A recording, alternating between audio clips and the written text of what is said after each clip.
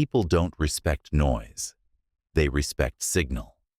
They follow words that land clean, sharp, and useful. Most people never learn this. They rush to speak, fill silence with weak phrases, and lose the moment where connection could happen. Smart communication isn't about sounding clever. It's about precision. Choosing the shortest path from your mind to theirs and walking it without noise. Every time you speak, you're either building influence or wasting it. Clarity is not talent. It's training. You pause before you answer. You strip away what's unnecessary. You decide what truly matters. And that discipline makes people listen. Human attention is fragile. If you're unclear, they drift. But when your purpose aligns with your words, every sentence lands with weight. People feel that. The calm confidence, the steady tone, the energy that says you mean every word. Because words aren't just information. They're vibration. Thought carries frequency, tone carries emotion, and presence carries both. When your inner state is grounded, your message cuts through. When you're scattered, your language fragments.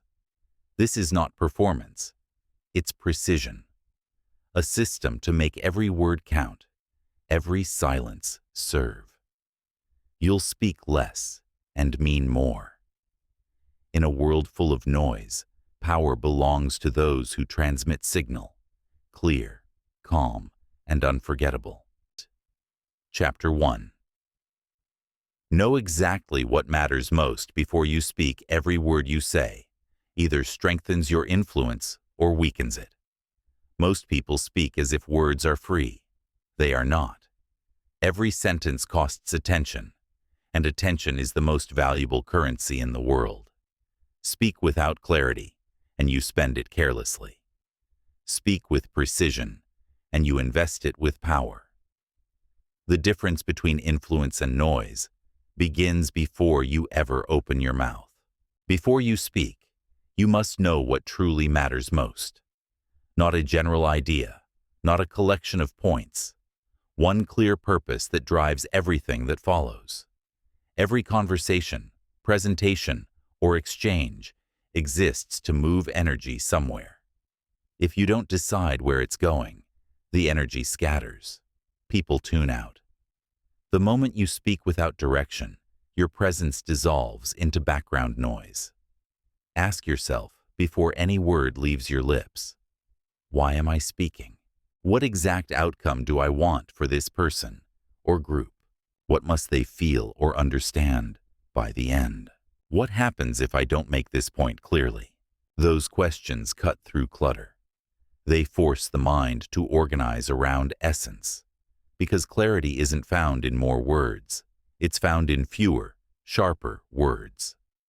A message that fits in a single breath is more powerful than one that needs a paragraph of justification. Precision gives weight. Brevity gives gravity. Think about the times someone spoke to you without a clear direction. You could feel it. They began talking, but you didn't know where they were going. Their words wandered. The story detoured. They lost the rhythm of attention, and with it, your trust. Now think of the opposite. Someone who speaks, and within seconds, you know they know where they're going. Every sentence builds toward something. Their tone is calm, but certain. You follow easily. You feel guided, not dragged. That's the magnetic quality of clarity. It organizes energy, both yours and theirs. Clarity is not a natural state. It's a discipline. It demands that you pause before you act. Silence becomes your sharpening stone. Before you speak, breathe and feel the weight of what needs to be said and what doesn't. Most people rush to fill silence because they fear it.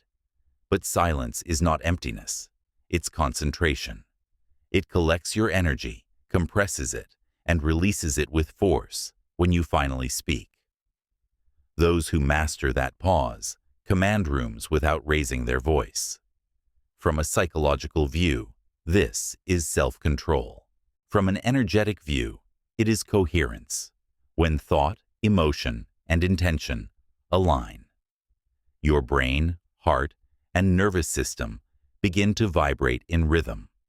That coherence travels through your voice. It's not mystical, it's measurable.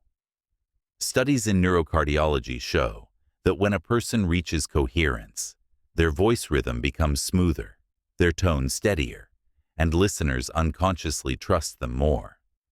When you speak from coherence, you don't need to convince. People simply believe. Your words carry not only meaning, but frequency. When you ramble, your frequency flickers, inconsistent, unstable. When you are certain, your field becomes a steady signal, and others align to it. This is how leadership begins, through energetic certainty. The human mind is drawn to clarity, like metal to magnet. We follow those who seem to know where they are going, not because they are louder, but because their energy feels safe and directed. To practice this, create a ritual before important conversations. Pause. Close your eyes for a second. Ask yourself the single question that anchors all communication. What truly matters most, right now? Then remove everything that doesn't serve that answer. Strip away every sentence that is about proving, defending, or performing. What remains will be the essence, and essence persuades far more than excess ever could.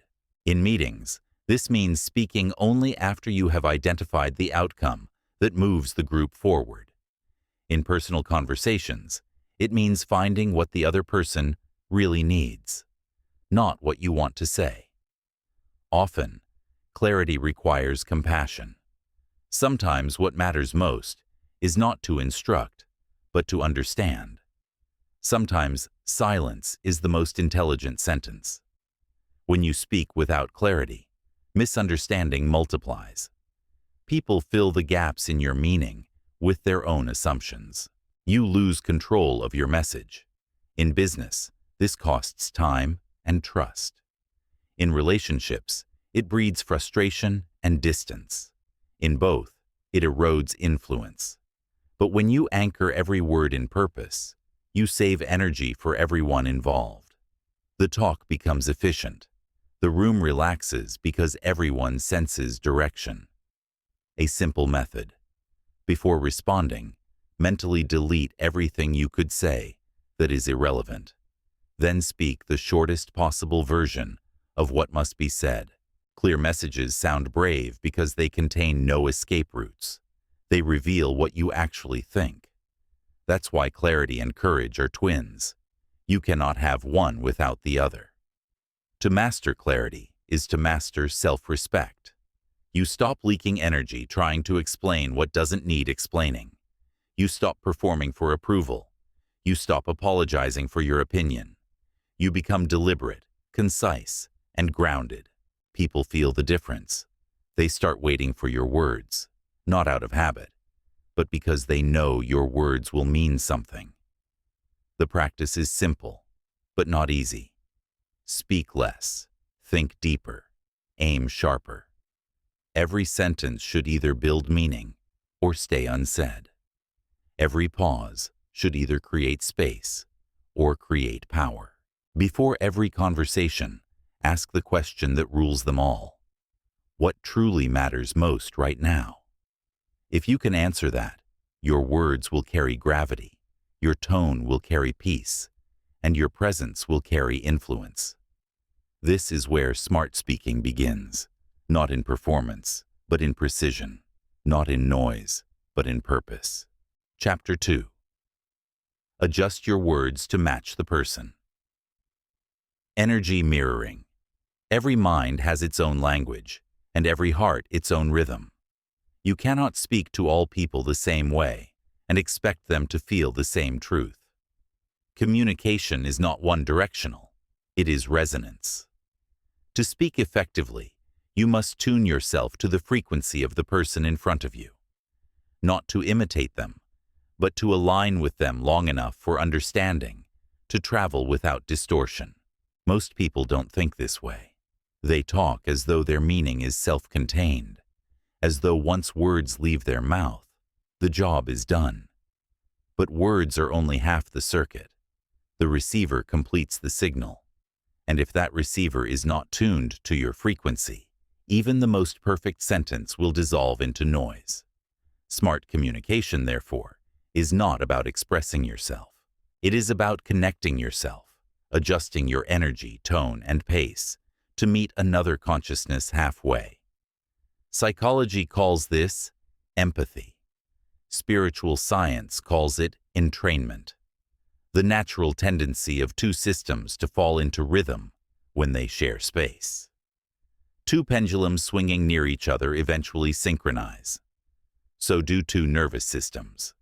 Your breathing, posture, and tone affect the other person's physiology in real time. That's why calm people calm rooms, and anxious people make everyone tense. When you match energy, you lower resistance. When you resist alignment, you create friction. So before you speak, observe. How do they talk? Fast or slow? Do their words flow logically or emotionally? Are they focused on results or on feelings? Do they seek data, reassurance, or recognition?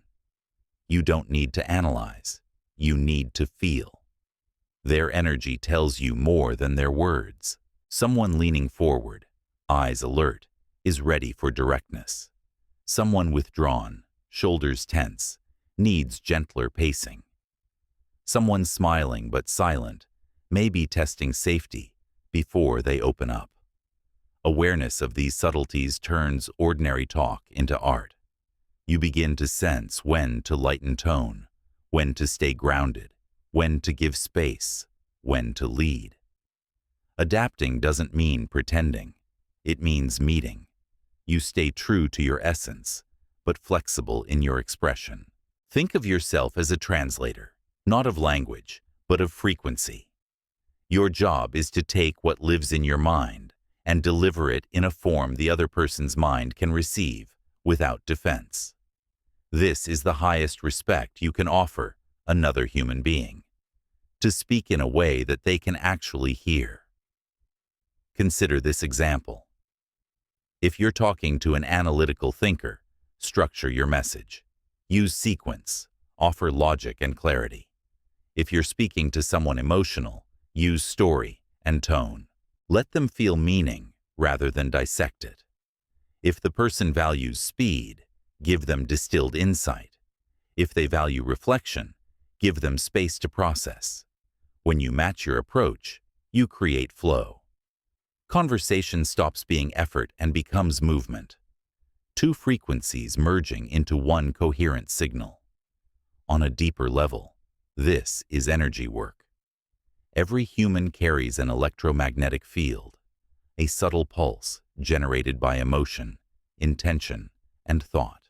When two people interact, their fields overlap. This invisible intersection decides whether trust grows or tension rises. The moment you adjust your words and energy to harmonize with theirs, you create coherence between fields. The air feels lighter. The tone softens. The conversation expands. Nothing mystical, just physics of presence. To do this consistently, you must quiet your inner noise. You cannot mirror another person's frequency if you're trapped inside your own monologue. Most people listen only to respond.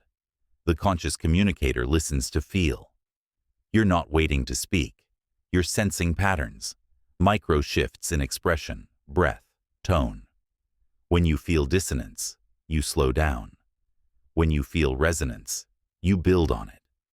This is how you communicate, not from intellect, but from intuition, sharpened by awareness.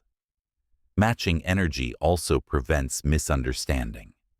A mismatch in tone creates invisible walls. Speak too casually to someone who's serious, and they will feel you don't respect the gravity of the moment. Speak too seriously to someone lighthearted, and they'll sense rigidity. Energy mismatches are not about wrongness. They are about misalignment. Once you learn to read them, you'll feel when you're out of tune, and correct before confusion expands. This awareness transforms relationships. In leadership, it builds trust. In friendship, it builds comfort. In love, it builds safety. Because when you align with another person's energy, you send an unspoken message. I see you. I feel where you are. You don't need to fight to be understood. That permission relaxes people. It opens their mind to your message. And in that openness, influence is born. Here is a simple practice. Before any important conversation, take a few seconds to attune. Breathe deeply. Notice the rhythm of the other person's body, their gestures, their cadence, their tone. Then gently match one element, maybe the speed of your speech or the softness of your voice. Feel when the energy equalizes. That is the signal. Connection established. Now you can lead the dialogue forward. But remember, you match to connect, not to stay. Once coherence is built, you can guide the energy where it needs to go. A skilled communicator doesn't remain in imitation. They use resonance as a bridge toward progress. You match to gain trust. And once trust is built, you can raise or lower the vibration to elevate the conversation's quality. This is emotional intelligence expanded into energetic intelligence. It's the mastery of being with someone without losing yourself. It's leadership through listening. It's influence through awareness. When you master this, your conversations stop being negotiations and become harmonizations. You no longer push your message through resistance. You flow it through understanding. And in that flow, words become effortless, impact becomes natural, and connection becomes truth. That is energy mirroring in its highest form. Chapter 3. Slow down when confusion appears. The art of space. The moment you sense confusion, stop rushing. Confusion is not failure. It is feedback. It is the invisible signal that says, energy has left alignment. You can see it in the flicker of someone's eyes, the slight delay before they respond, the micro pause that wasn't there a second ago. Most people ignore it and keep talking. But if you want your words to land, you must slow down the instant you feel that shift. Because when you keep moving at full speed through confusion, you are no longer communicating. You are transmitting into static. True communication is not speed, it is synchrony. The human mind can process only so much meaning per second. The soul, even less. When your pace exceeds their capacity to receive, your message becomes noise. But when you slow down, you create space. And space is where understanding lives. The silence between words lets their mind breathe, organize, and connect the dots. Just like the body needs rest to build strength, the brain needs pauses to build comprehension. This principle is as much spiritual as it is scientific. Neurologically, slowing down allows both hemispheres of the listener's brain to synchronize. It triggers alpha waves, the calm, open state that receives ideas instead of defending against them. Energetically, slowing down stabilizes your frequency. Your nervous system becomes a metronome that recalibrates the room. The moment your rhythm steadies, others subconsciously match it. Their attention returns. The field clears. Communication realigns. When you notice uncertainty in someone's face, don't rush to fill the gap. Pause, even for half a second. That pause is not weakness, it's wisdom. It signals that you care more about understanding than about finishing. You can use that moment to repeat your point more simply, offer an example, or ask a question like, "Does this part make sense?" Every time you slow down, you remind them that your goal is clarity, not control. The insecure communicator believes that fast equals smart. The wise communicator knows that measured equals powerful. When you speak too fast, you sound like you're chasing your own thoughts. When you slow down, you sound like you own them. Authority is not in volume. It's in rhythm. The most confident leaders and teachers speak with unhurried certainty. They leave room for silence to echo their message. They know the pause does the heavy lifting. Try it in daily life. When you sense someone drifting, reduce your pace by just 10%. Shorten your sentences. Lower your tone. Make eye contact. Allow the silence to settle before you continue. You'll see their breathing sync with yours. You'll see them lean forward again. You'll feel the connection reset. That is the art of space. Communication as recalibration. This art extends beyond words. It is the same principle the universe uses to create balance. Stars expand, then rest. Oceans crash, then recede.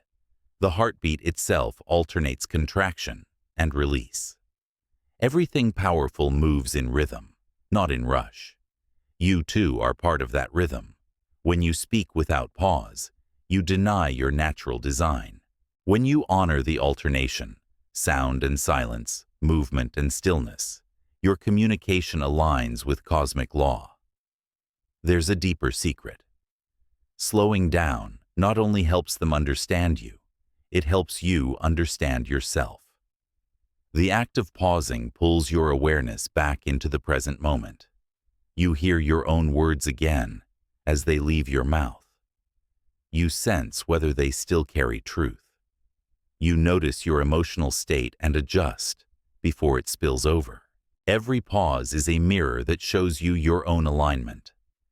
This is why spiritual teachers often speak slowly, not to dramatize, but to stay conscious. Each word is chosen, felt, released. They are not performing language. They are channeling clarity. You can do the same in everyday life. Whether explaining an idea, giving feedback, or resolving conflict, slowing down keeps you in the dimension of awareness instead of reactivity. It transforms reaction into response and noise into meaning. If someone interrupts, do not accelerate to reclaim control. Breathe, let them finish. Then resume at your original pace. That calmness communicates far more power than 1,000 rapid rebuttals. It shows that your inner world is not shaken by external pressure. And people instinctively trust what feels stable. When you master the art of space, your conversations change texture. They become slower, yes, but sharper, deeper, more deliberate.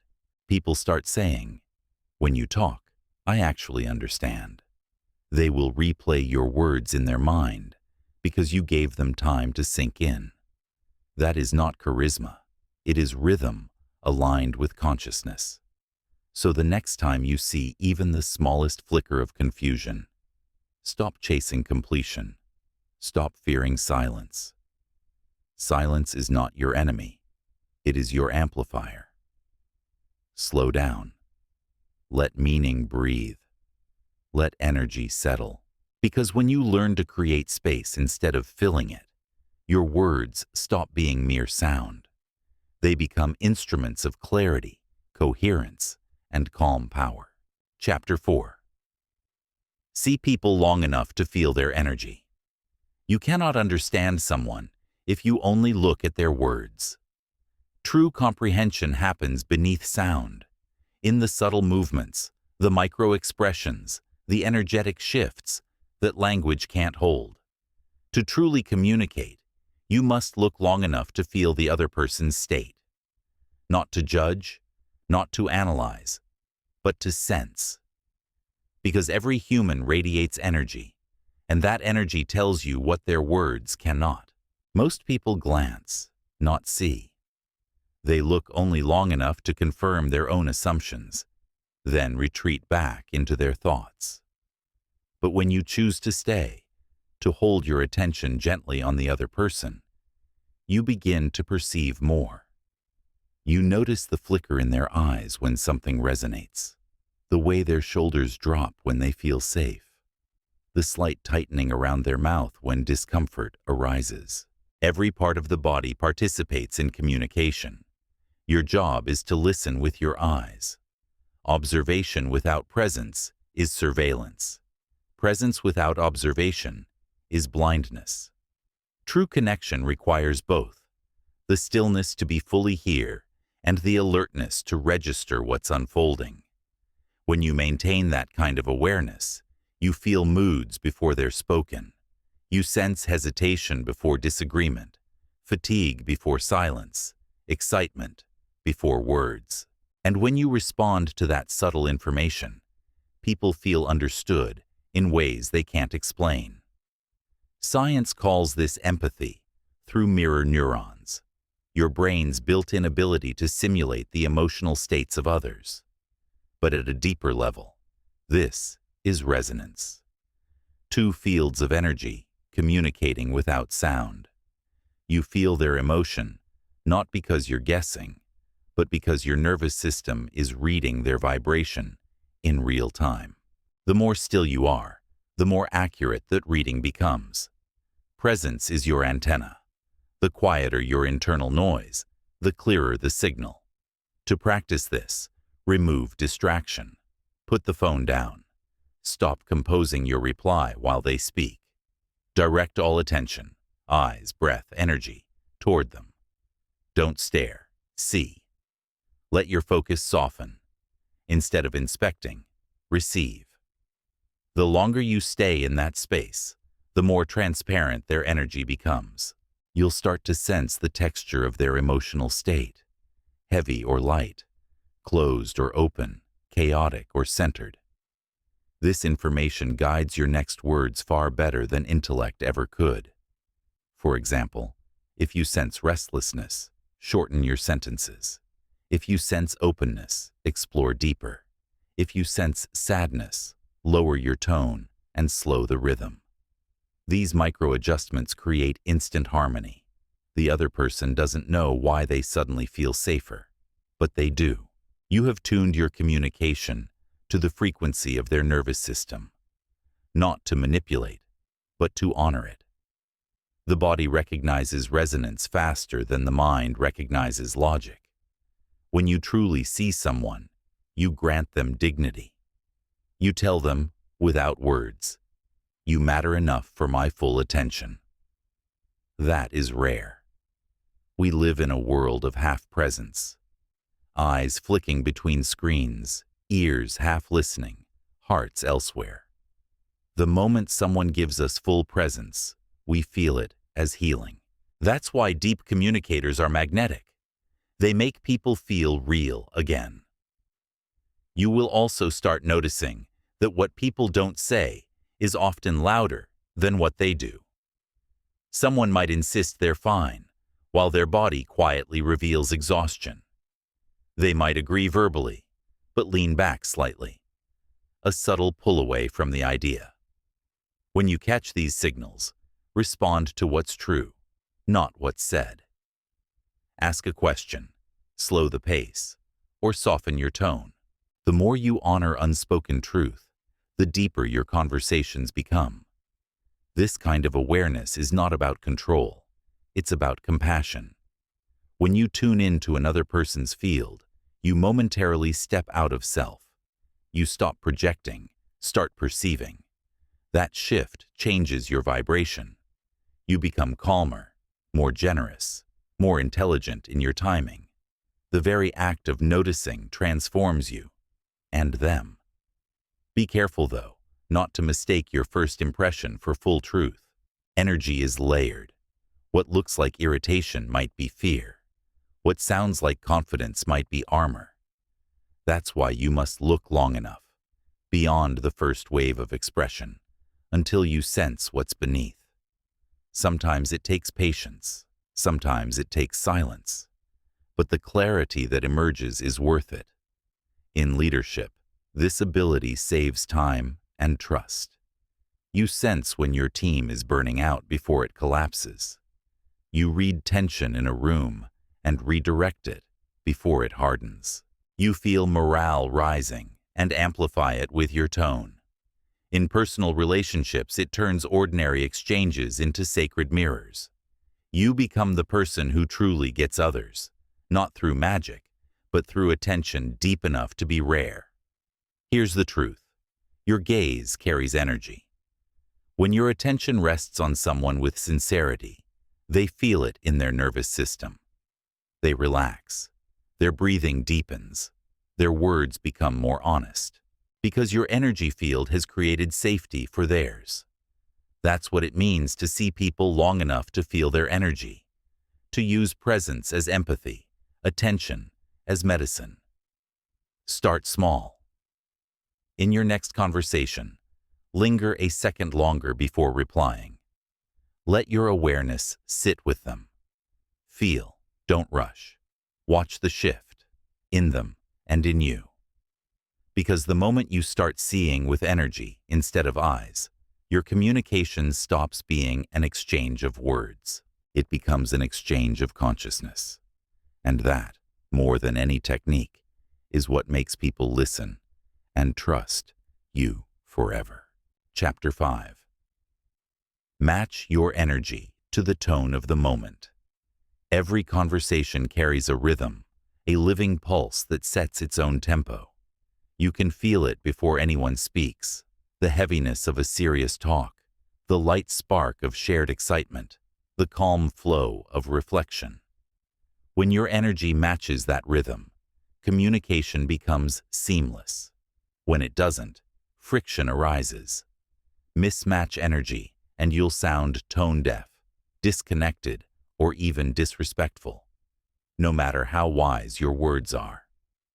Most people speak from habit, not harmony. They carry the same energy into every setting, the same volume, the same pace, the same emotional temperature. But energy is contextual. The voice that inspires one room might overwhelm another. The tone that comforts one person might irritate the next. Master communicators understand this. They don't imitate others. They tune to the moment. They sense the collective vibration, match it for rapport, and then gently elevate it. This skill begins with awareness. Before you speak, observe the emotional climate. What's the dominant frequency here? Urgency, sadness, optimism, reflection. What are people's bodies doing? Leaning forward, crossed arms, lowered eyes. What does the atmosphere feel like? Fast, slow, heavy, charged. Every environment speaks through sensation before it speaks through sound. If you train yourself to feel it, you can instantly align your delivery to fit it. Think of this as emotional acoustics. Your tone is the instrument. The room is the chamber. If you play too loud for a quiet space, your music distorts.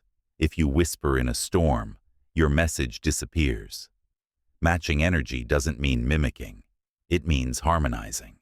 It's knowing when to soften, when to ignite, and when to hold neutral ground so the message lands clean. In psychological terms, this is attunement. In energetic terms, it's coherence between fields. When two people or groups resonate on the same wavelength, resistance fades. The nervous systems sync. Words begin to flow like current through open wire. That's why conversations feel easy when energies match. The current is clear. To practice this, become a watcher before becoming a speaker. Notice the subtle cues: breathing speed, volume of laughter, micro-tension in faces. Then, adjust your voice. Not just what you say, but how you say it. Lower your volume when the atmosphere is still. Raise it slightly when energy is dull. Mirror posture and pace just enough to signal, "I am with you." Once harmony is felt, lead gently toward the emotional tone you want to create. Imagine you walk into a room buzzing with frustration. If you charge in with cheerfulness, you'll trigger resistance. They'll feel unseen. But if you begin grounded, steady, quietly calm, you neutralize chaos. Your energy becomes the tuning fork the room unconsciously aligns to. Now, once coherence forms, you can lift the tone, bring warmth, bring hope, bring motion. The secret is sequencing. Match first, then lead. In joyful moments, this works in reverse. When the energy is high, meet it. Don't stay detached and intellectual. Bring presence, enthusiasm, motion. Shared excitement amplifies connection. But again, do it with awareness. Don't dominate the energy. Join it, then balance it with intention. When you modulate energy with precision, people experience your presence as harmony itself. On a deeper level, energy matching is a universal principle. Nature follows it instinctively. The tide matches the moon. The bird's song matches dawn's light. Even our hearts beat in resonance when two people sit close enough. This is not coincidence. It's coherence, the universe's preferred state. You are part of that system. When you learn to synchronize with the energies around you, you stop forcing influence and start flowing it. There's a subtle trap here. Matching energy doesn't mean losing yourself. You are not a mirror. You are a tuner. A mirror reflects everything without discrimination. A tuner aligns temporarily to establish harmony, then reasserts its own vibration to guide the flow. That is your role, to meet others where they are and then lead them somewhere higher. That requires both sensitivity and stability. Sensitivity to read the field, stability to not be consumed by it. In relationships, this principle heals tension. If someone speaks from pain, you don't fix it by being louder or happier. You start by being with them in that energy, calm, understanding, grounded. You let your steadiness anchor them. Slowly, they match your calm. This is how love communicates without words. Resonance before advice. Alignment before action. In leadership, matching energy builds instant trust. Your team senses that you get the room. They feel you understand the weight of the moment, and once they feel that, they'll follow your direction willingly. Influence, at its highest level, is not about force. It's about frequency leadership. Practice this throughout your day. When entering a space, ask quietly, what is the tone here? What is needed? More lightness, more focus, more calm.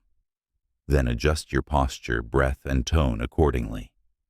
Feel the shift when people unconsciously match you.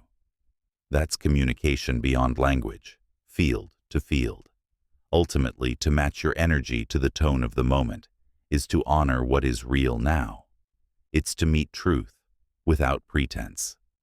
When you do, everything opens. Words flow smoother.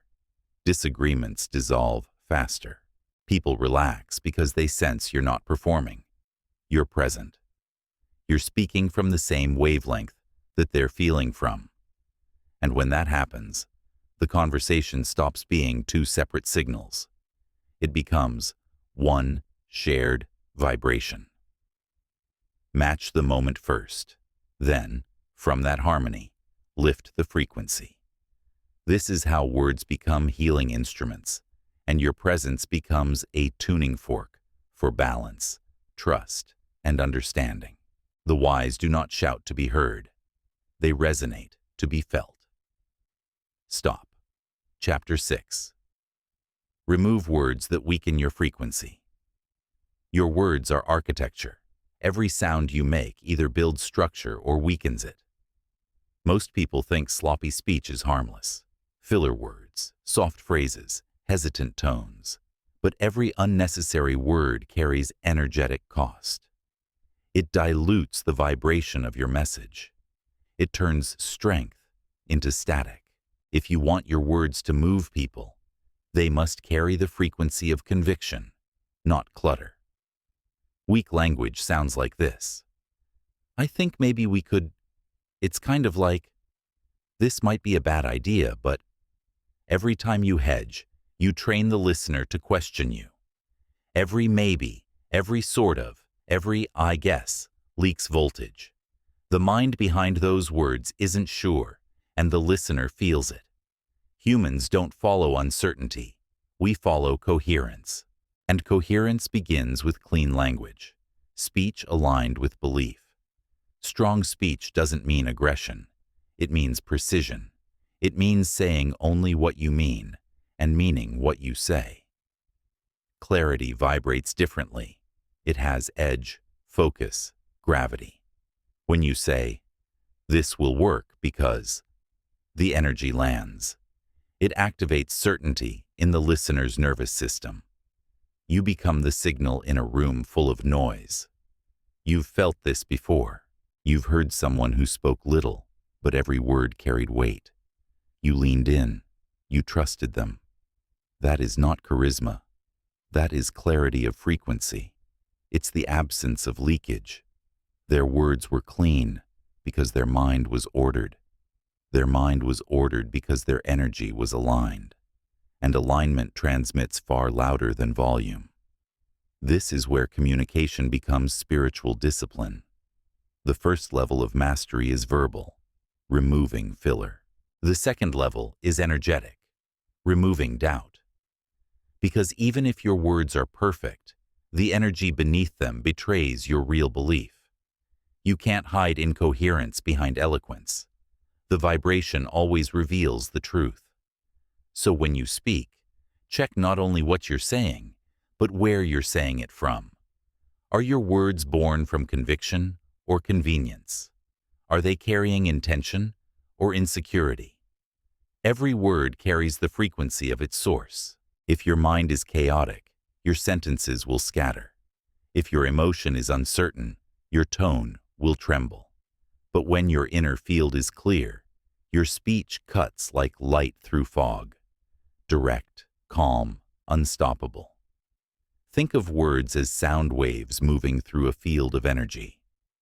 The purer the wave, the farther it travels without distortion. Filler words are static, random frequencies that interfere with the signal. Over-explaining is echo. Too much reflection, not enough progression.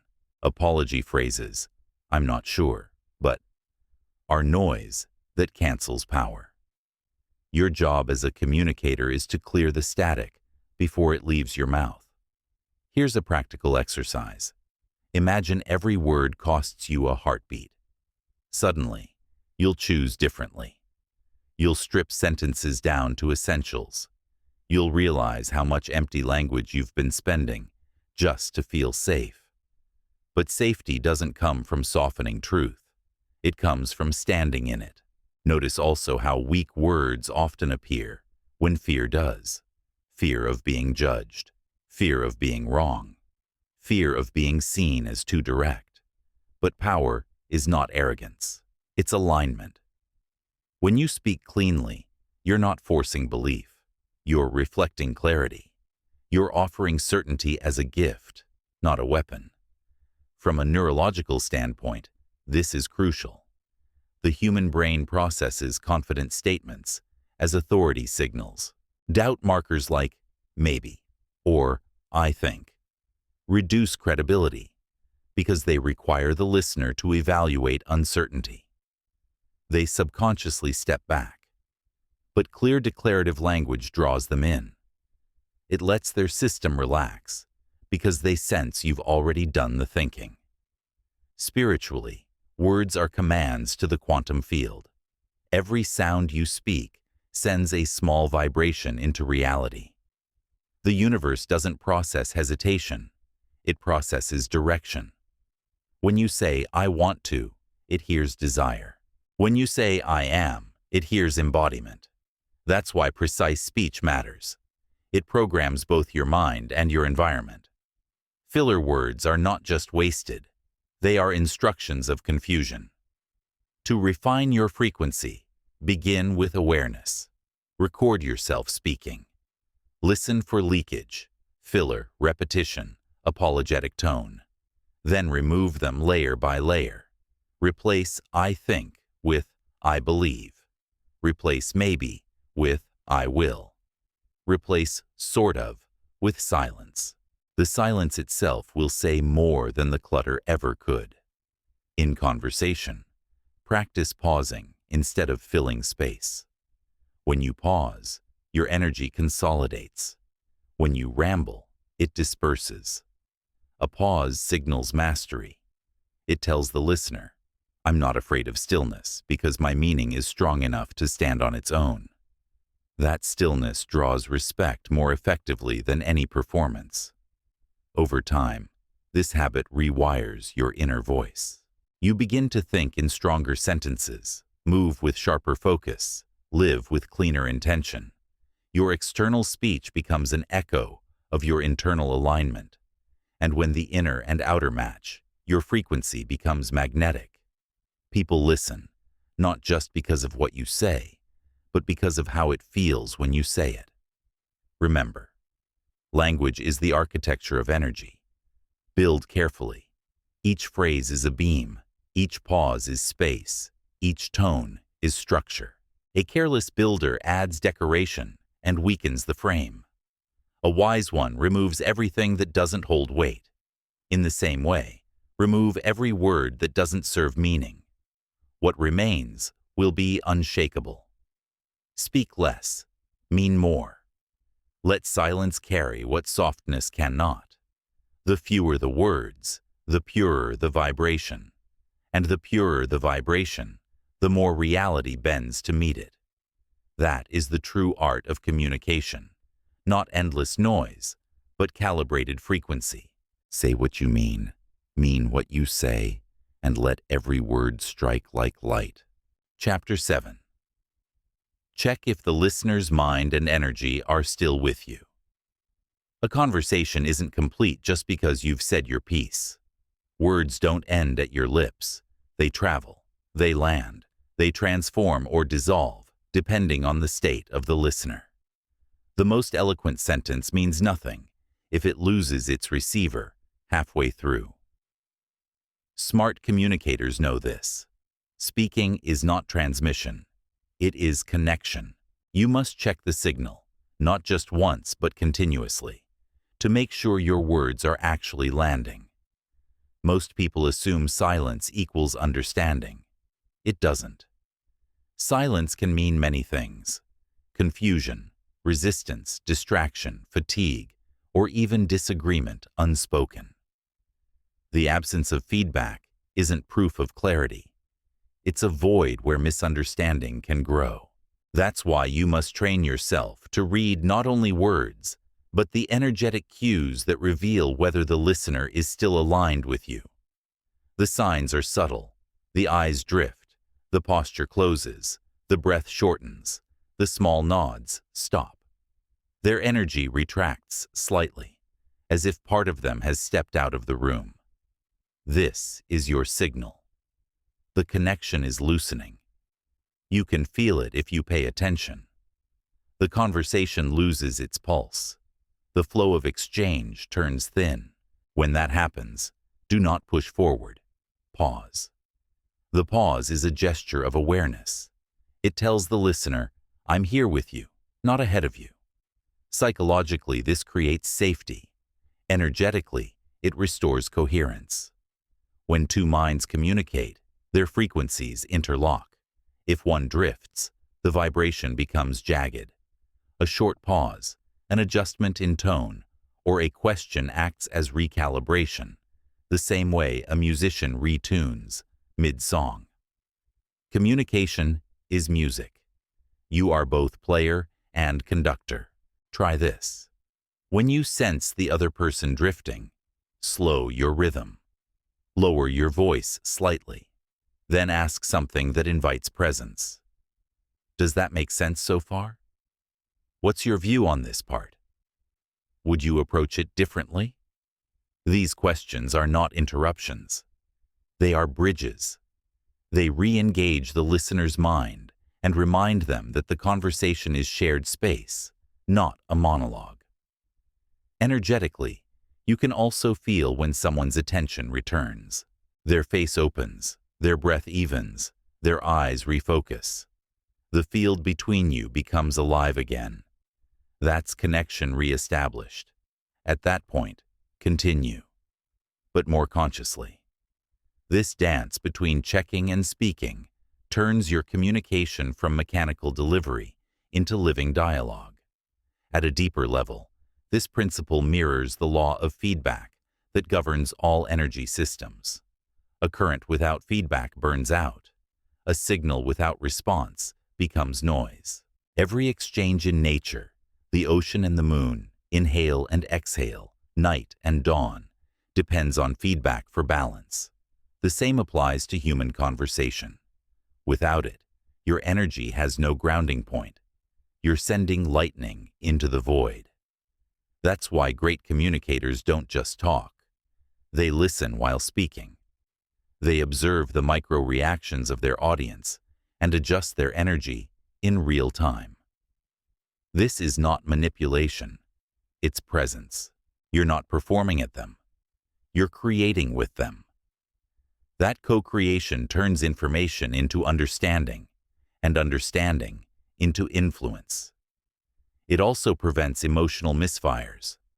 Imagine you're explaining something sensitive. If you move too quickly, the listener's nervous system might start to close defensively. Their tone may still sound polite, but their energy contracts. If you ignore that, you'll continue to talk into a wall. But if you pause, soften your delivery, and check in gently. I sense this might feel heavy. Should I slow down? You melt resistance. Awareness turns tension into trust. In teams, this principle can save entire projects. Miscommunication doesn't usually come from bad intent. It comes from lost synchronization. Two people thought they understood each other, but their definitions, emotions, or priorities quietly diverged. One small check-in could have prevented hours of correction later. In relationships, it saves hearts. Are we on the same page? Is not a weak question. It's an act of love disguised as logic. There's a spiritual layer here too. When you check for alignment, you practice humility. You accept that your perspective is not absolute. You recognize that communication is not dominance, but exchange. This humility grounds your energy. It keeps your words from turning into projection. It reminds you that clarity is co-created, not imposed. The strongest voices are those that make room for others to join. You can even feel alignment without words. When two people understand each other deeply, there's a sense of flow, an invisible yes that moves between them. The air feels lighter. The mind relaxes. That sensation is energetic confirmation. The moment you feel it fading, pause again. Communication is not a race to the end. It's the art of staying in tune. A practical rule: in every extended interaction, make small check-ins your rhythm. After each key point, glance for resonance. Not approval, resonance. Are they with you or just hearing you? Their energy will tell you before their words do. If they're aligned, proceed. If not, pivot, repeat, or simplify. Let the feedback sculpt your delivery. Eventually, this becomes second nature. You'll sense when someone's attention is about to drift before it happens. You'll notice the micro change in their expression, the way their energy field wobbles slightly, and you'll adjust. A pause here, a story there, a change of tone. The flow stays alive. That is the mark of a communicator who speaks not just to be heard, but to be received. Remember, the goal of speech is not completion, it's connection. Checking if the listener is still with you is not an interruption, it's integration. It's what keeps two frequencies in harmony. And when that harmony holds, you stop talking at people and start talking with them. A shift small in sound, but cosmic in impact. Chapter 8. Stand your ground. Protect your inner field from control. There will be moments when communication becomes a contest of energy. Not all conversations are safe. Some people don't listen to understand. They listen to dominate. They interrupt, talk over, corner, guilt, or twist your words to pull your frequency into theirs. When that happens, your task isn't to win, it's to hold. Because power in speech is not about volume or persuasion. It's about energetic sovereignty, the ability to stay rooted in your own field, no matter what moves around you. Everyone projects energy when they speak. Some radiate curiosity and calm. Others radiate fear, control, or chaos. If you're not centered, your nervous system will mirror whatever energy is stronger in the room. You'll start matching their agitation, their defensiveness, their manipulation. And in that instant, you lose authority over your own field. You've entered their vibration instead of maintaining yours. True mastery is to stay coherent while others fragment. The first step is awareness. You can feel when someone's energy starts to pull at yours. A tightening in the chest, a sudden rush of defensiveness, a drop in breath. That's not emotion, it's entrainment. Their field is trying to override yours. The instant you notice it, pause. Return attention to your body. Feel your feet. Lengthen your breath. Anchor in your physical presence. This returns you to coherence before your mind gets hijacked. Once you're centered, you can respond from awareness rather than reaction. Lower your tone. Slow your words. Keep your sentences short and factual. Emotional turbulence feeds on speed. Calm rhythm starves it. Imagine your words as stones placed evenly across a rushing stream. Deliberate, grounded, immovable. The more they push, the steadier you become. That contrast alone disarms control. In psychology, this is called boundary maintenance. In energy work, it's called protecting your field. Either way, it's the same law. What you don't stabilize, others will occupy. People sense unclaimed energy and fill it with their own intention. That's why insecure communicators are easy to manipulate. They give away silence out of discomfort, agree out of fatigue, or explain excessively to be liked. Each act leaks power. Each leak invites control. Standing your ground doesn't mean being rigid. It means being clear where you end and they begin. It's the quiet certainty that says, I will listen to you, but I will not lose myself in you. You don't have to defend your stance with aggression. Presence is enough. Calm, clear energy communicates authority louder than any argument. Here's a technique. When someone tries to dominate a conversation, visualize a soft field of light around you. A boundary, not a wall. This field doesn't block connection. It filters distortion. It lets truth pass, but repels manipulation. Then speak only from within that space. You'll notice your tone changes, firmer, cleaner, slower. The moment you speak from inside your own frequency, the dynamic resets. The room adjusts to your steadiness. In professional settings, this principle separates leaders from followers. The leader can hold space even when tension rises. They don't need to overpower anyone. Their composure does it for them. The team senses it subconsciously. This person won't lose alignment. That perception creates trust because coherence feels safe. And safety, not dominance, is the foundation of influence. In personal relationships, this same strength prevents emotional entanglement. Love doesn't mean absorption. Empathy doesn't mean surrender. You can understand someone's pain without becoming it. You can listen to their chaos while remaining centered in peace. The moment you start matching their volatility, you've stopped helping. Real compassion holds a boundary strong enough to transform energy instead of absorbing it. Spiritually, Standing your ground is an act of respect for your own frequency. You've spent years cultivating your mindset, your focus, your vibration.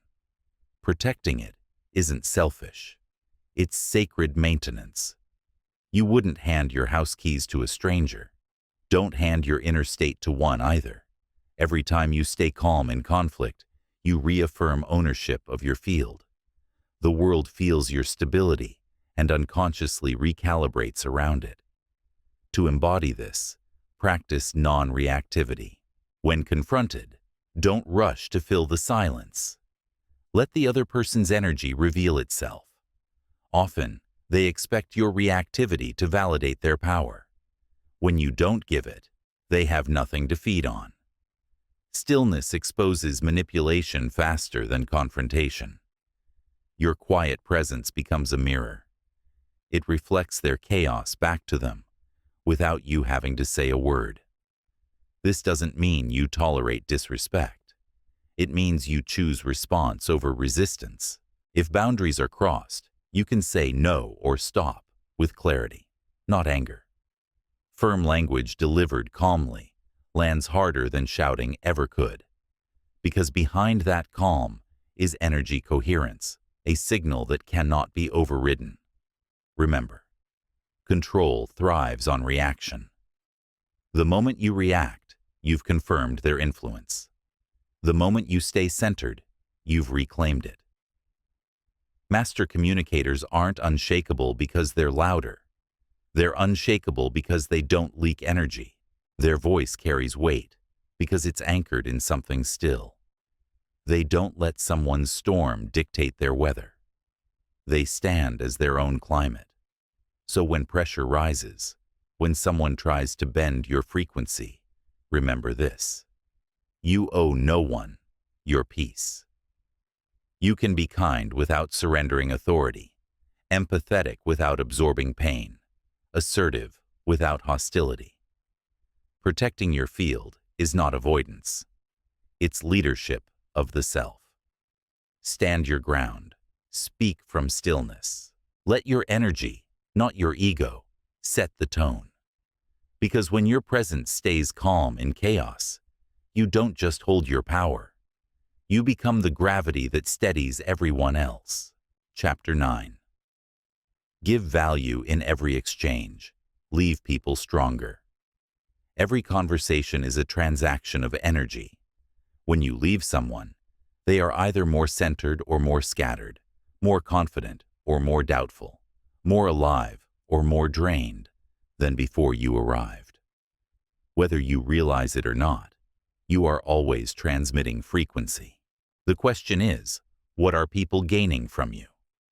Because the mark of a true communicator is not how much they speak, but how much strength they leave behind in others. The majority of people talk to release their own pressure, to vent, justify, or seek validation. The rare ones talk to recharge others, to clarify, elevate, or empower. The difference is vibration. One expels energy, the other circulates it. When your intention is to add value, your words carry construction instead of consumption. They build inner architecture inside the listener: belief, courage, insight, calm.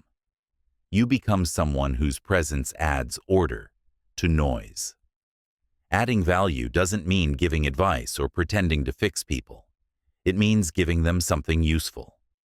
Sometimes that usefulness is a perspective, a sense of hope, or even the feeling that they've been understood for once.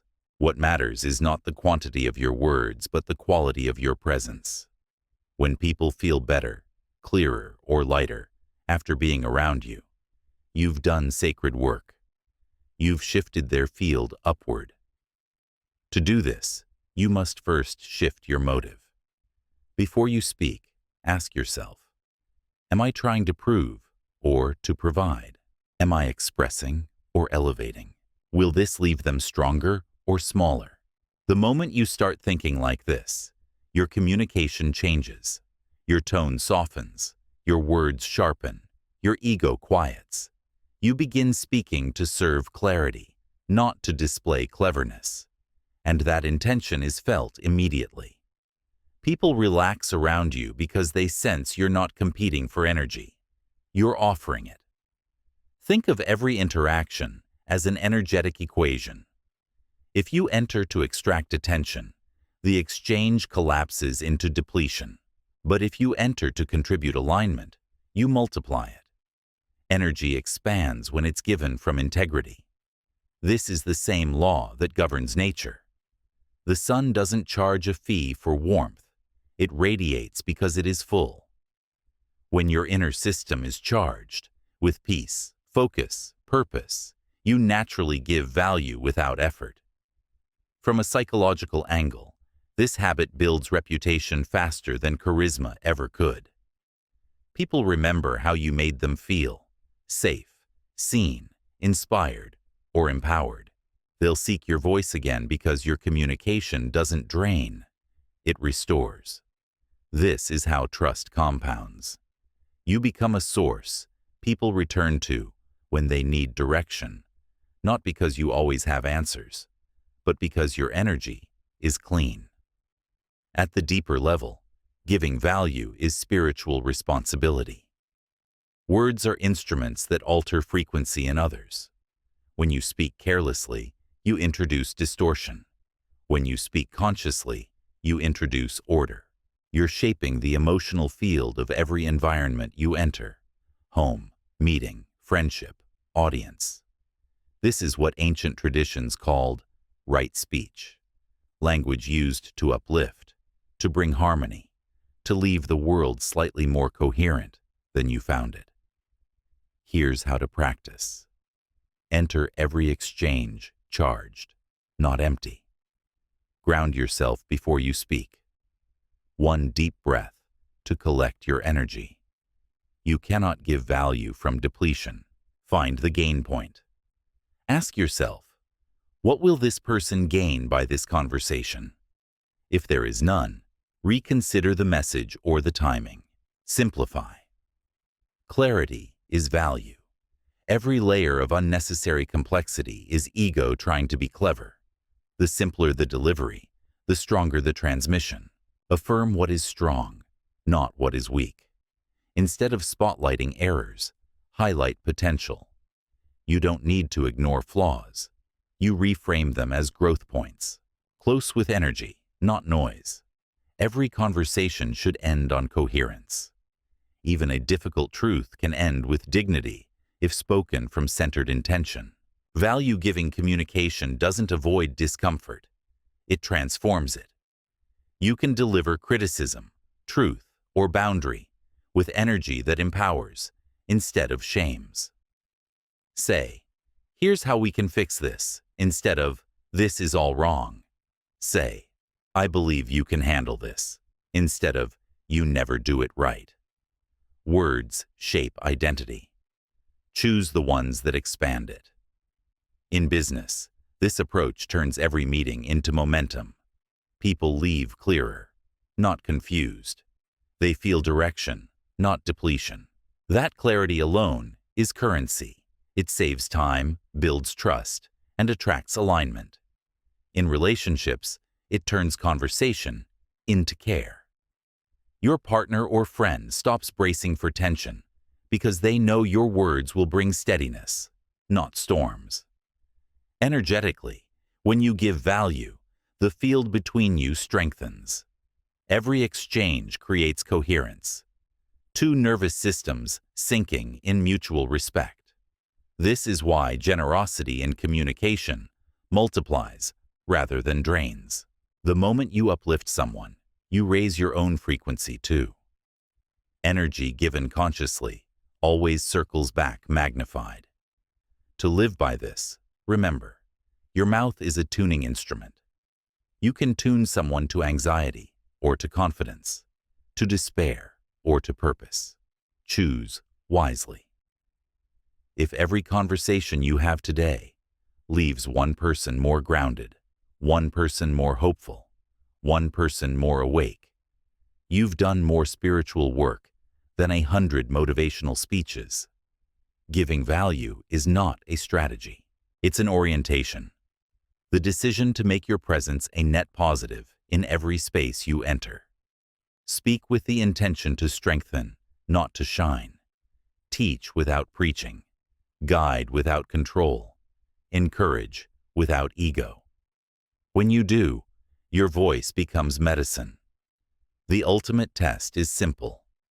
After you leave a room, do people breathe easier or heavier? If they breathe easier, you've mastered something most never will. The art of communicating as contribution. And when that becomes your default state, you stop chasing influence. Influence starts chasing you. Chapter 10. Leave everyone better than you found them. Speak as a force of healing. Every word you speak changes a field, whether you intend it or not. When you talk to someone, their nervous system, emotions, and even cellular chemistry respond to your tone, rhythm, and presence. You can lift or lower, calm or agitate, center or scatter, all with a single sentence. This is why the highest form of communication is not persuasion. It is restoration.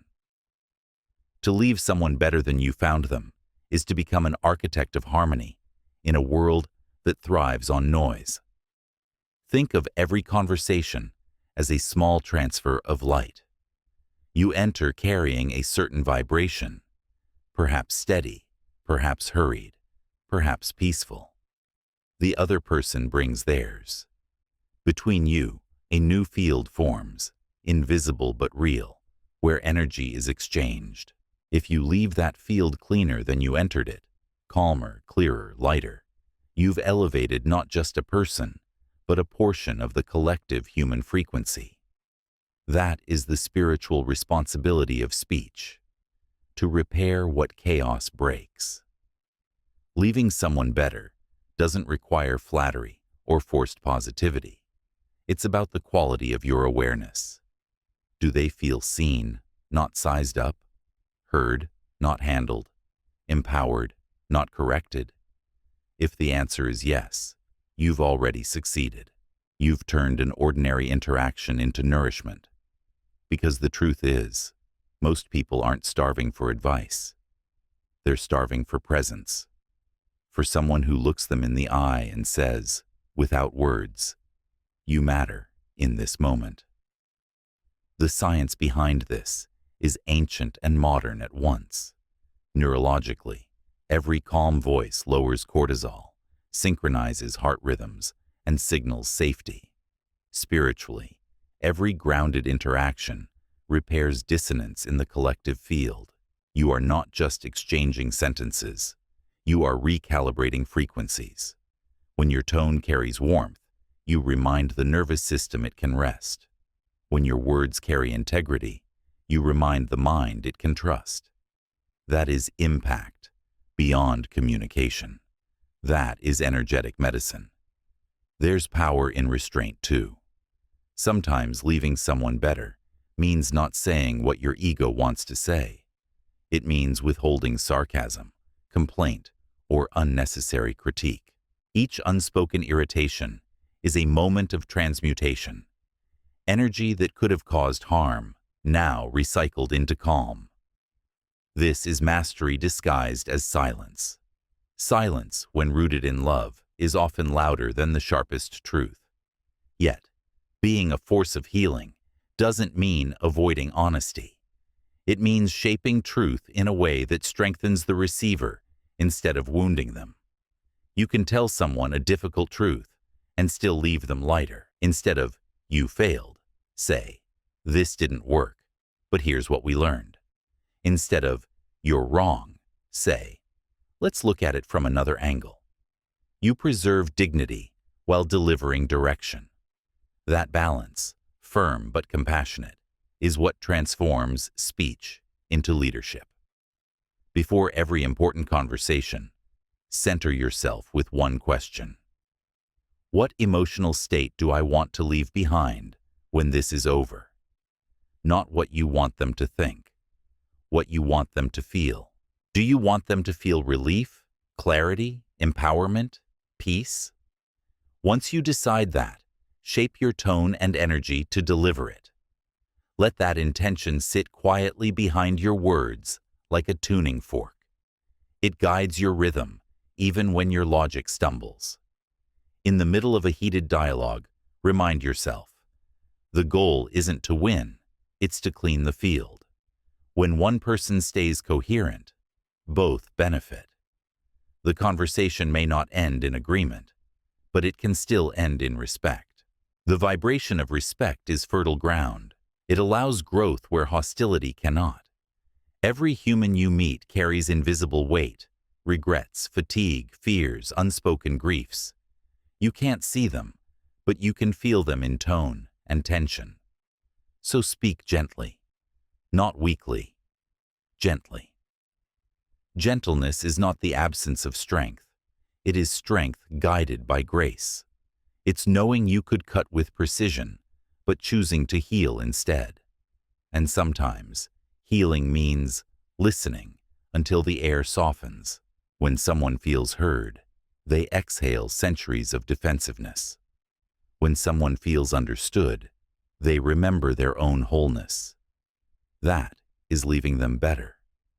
Not because you fixed them, but because you mirrored back the strength they forgot they had. Even brief encounters matter. A 5-second compliment can shift a day. A pause before reacting can prevent a spiral. The barista, the colleague, the stranger at the store. Each is a chance to plant a small coherent signal into the human network. Multiply that by hundreds of moments, and you become a quiet architect of balance. In professional life, this principle makes you unforgettable. Clients remember not only what you delivered, but how they felt working with you. Steady, safe, inspired. Teams thrive around such energy. In personal life, it becomes legacy. Decades later, people won't quote your words. They'll remember your calm, your kindness, the way you made chaos feel manageable. Spiritually, this is alignment with the law of reciprocity. What you give emotionally, you receive vibrationally. Every time you leave someone better, your own frequency rises. That rise makes your next conversation clearer, your next decision wiser, your next opportunity smoother. The universe recognizes coherence and mirrors it back as flow. So make it your standard. No conversation ends without leaving light behind. Even if it's just stillness instead of tension, gratitude instead of indifference, understanding instead of confusion, that's enough. You don't need grand speeches to heal the world. You need one mindful breath before every word. One day you'll notice that people relax the moment you enter a room, not because of what you say, but because of what your energy promises. This interaction will make you better. That's the kind of presence the world is hungry for. And when you become that, calm, yet powerful, gentle, yet grounded, your words stop being information and start being transformation. That's the point where communication transcends speaking. You're not just delivering sentences anymore. You're delivering light. And wherever you go, that light will stay. In hearts, in minds, in rooms you'll never see again. That is what it means to speak wisely. That is what it means to lead energetically. That is what it means to leave everyone better than you found them. Chapter 11. Listen beyond words. Hear the silence between them. Most people think listening is about waiting for their turn to speak. But true listening isn't an act of patience. It's an act of perception. It means hearing not just the words, but the energy behind them. Because everything someone says, and everything they don't, reveals the architecture of their inner world. The pauses, the hesitations, the sighs between sentences. Those are where truth hides. Listening beyond words is what separates a communicator from a channel. A communicator exchanges information. A channel transmits understanding. When you listen deeply, you enter another person's frequency long enough to feel the shape of their thoughts, the color of their emotions, the rhythm of their fears. You start to notice where their energy contracts, where it expands, and where it collapses. That's not empathy. That's energetic literacy. Every human voice carries two signals, the verbal and the vibrational. The verbal signal says, "Here's what I want you to know." The vibrational signal says, "Here's what I actually feel."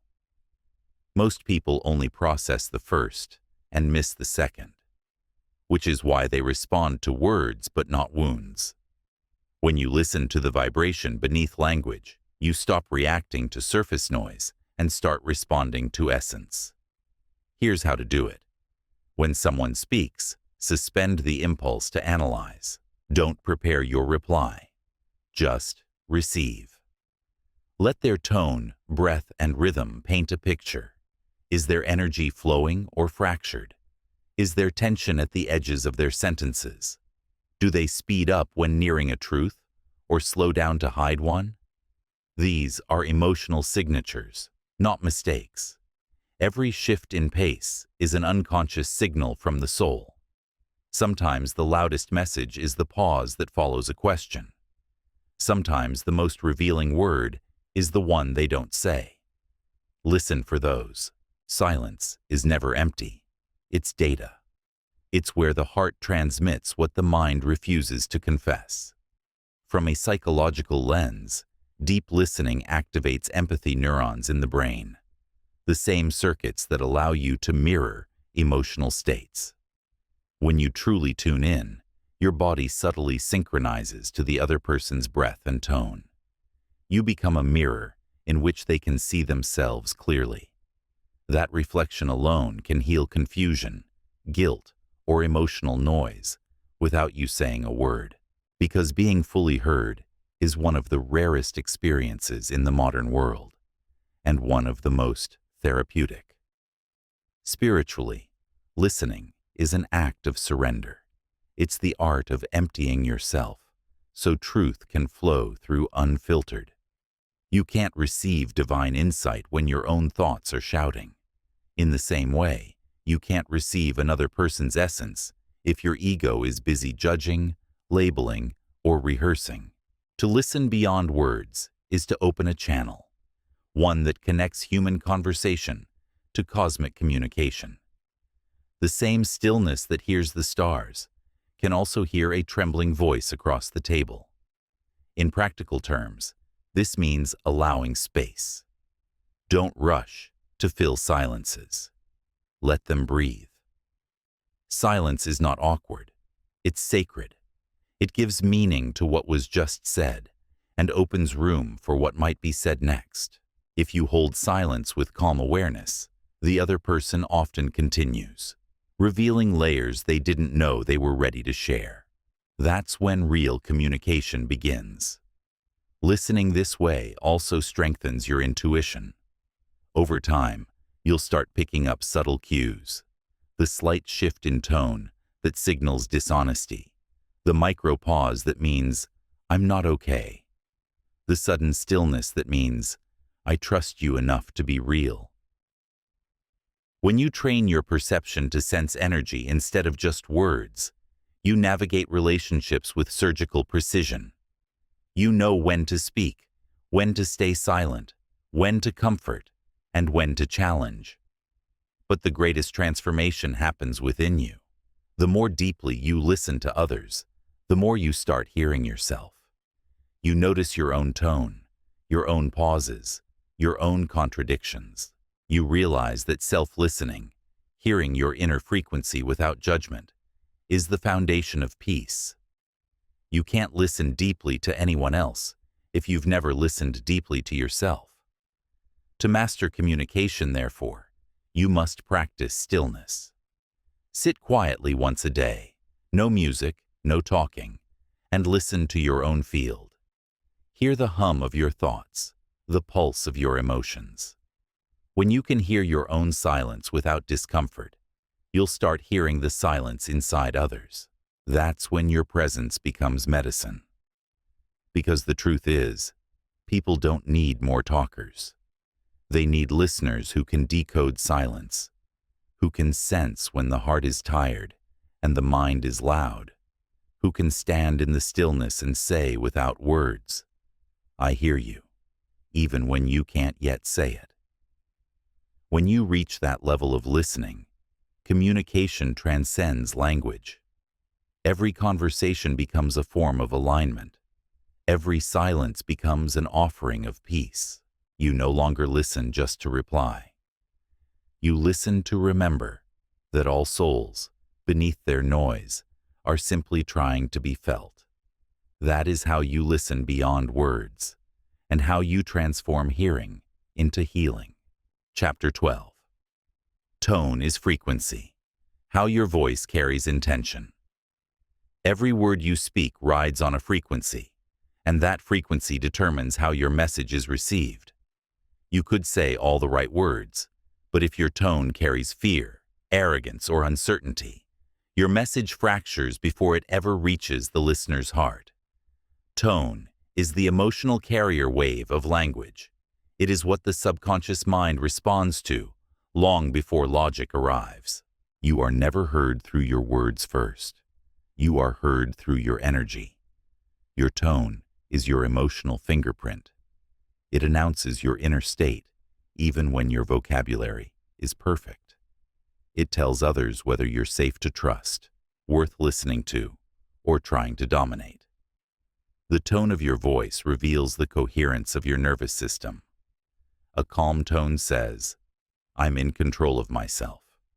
A frantic tone says, "I'm trying to control you." The difference decides whether people follow your words or guard against them. In energetic terms, tone is vibration, shaped by intention. It's not the sound itself that moves others. It's the energy you attach to that sound. When your intention is clear, your tone becomes congruent. When your intention is divided, part truth, part fear, your tone becomes noisy, like static in a frequency. The listener might not consciously detect it, but their body does. That's why a single sentence can feel either inspiring or manipulative, depending on the vibration it carries. You've felt this before. Someone says, "I'm fine," and you immediately know they're not. Another says, "You've got this," and their tone alone gives you strength. This is the field-to-field transfer of emotion that neuroscience calls empathic resonance. Your nervous system synchronizes with the tone you hear. The listener's energy mirrors yours within seconds. So if your voice trembles with anxiety, you're transmitting that anxiety into their body. If your tone carries calm conviction, you stabilize them without saying much at all. This is why mastering tone is an act of self-mastery. You can't fake frequency. You can rehearse scripts, mimic confidence, even memorize persuasive patterns. But if your internal vibration is misaligned, your tone will betray it. True tonal power comes from coherence, when your words, emotions, and beliefs are in harmony. You can't separate communication from consciousness. Your voice is the sound of your current vibration. To refine your tone, start with breath. Breath is the bridge between thought and sound. Shallow breathing tightens the voice, signaling tension and fear. Deep, rhythmic breathing expands the chest and lowers vocal pitch, signaling calm authority. Before any important conversation, take 3 slow breaths down to your diaphragm. Feel your energy settle. When the breath slows, the tone follows. The body cannot lie when the breath is steady. Next, listen to your own voice, not with judgment, but with curiosity. Record yourself speaking. Hear where you rush, where your pitch rises, where your volume breaks. These are not flaws, they're emotional tells. Every rise and fall maps your inner landscape. Once you're aware, you can begin to choose. A lower, slower tone grounds people. A brighter tone energizes them. A gentle tone heals. A precise tone commands. Use tone like a painter uses color, with purpose, not habit. From a spiritual view, tone is the physical expression of your frequency field. Sound has creative power. Ancient traditions called it the word, logos. Science calls it vibration. But the essence is the same. Everything begins with sound. Your tone doesn't just communicate, it creates. It shapes how others feel in your presence, how they perceive themselves, and how reality organizes around your vibration. That's why angry voices attract resistance, and calm voices attract cooperation. Energy organizes itself around tone, like iron filings around a magnet. When you speak with alignment, when your intention is clean and your energy coherent, your tone naturally harmonizes with others. You don't need to force authority. It arises from resonance. People listen because your frequency feels trustworthy.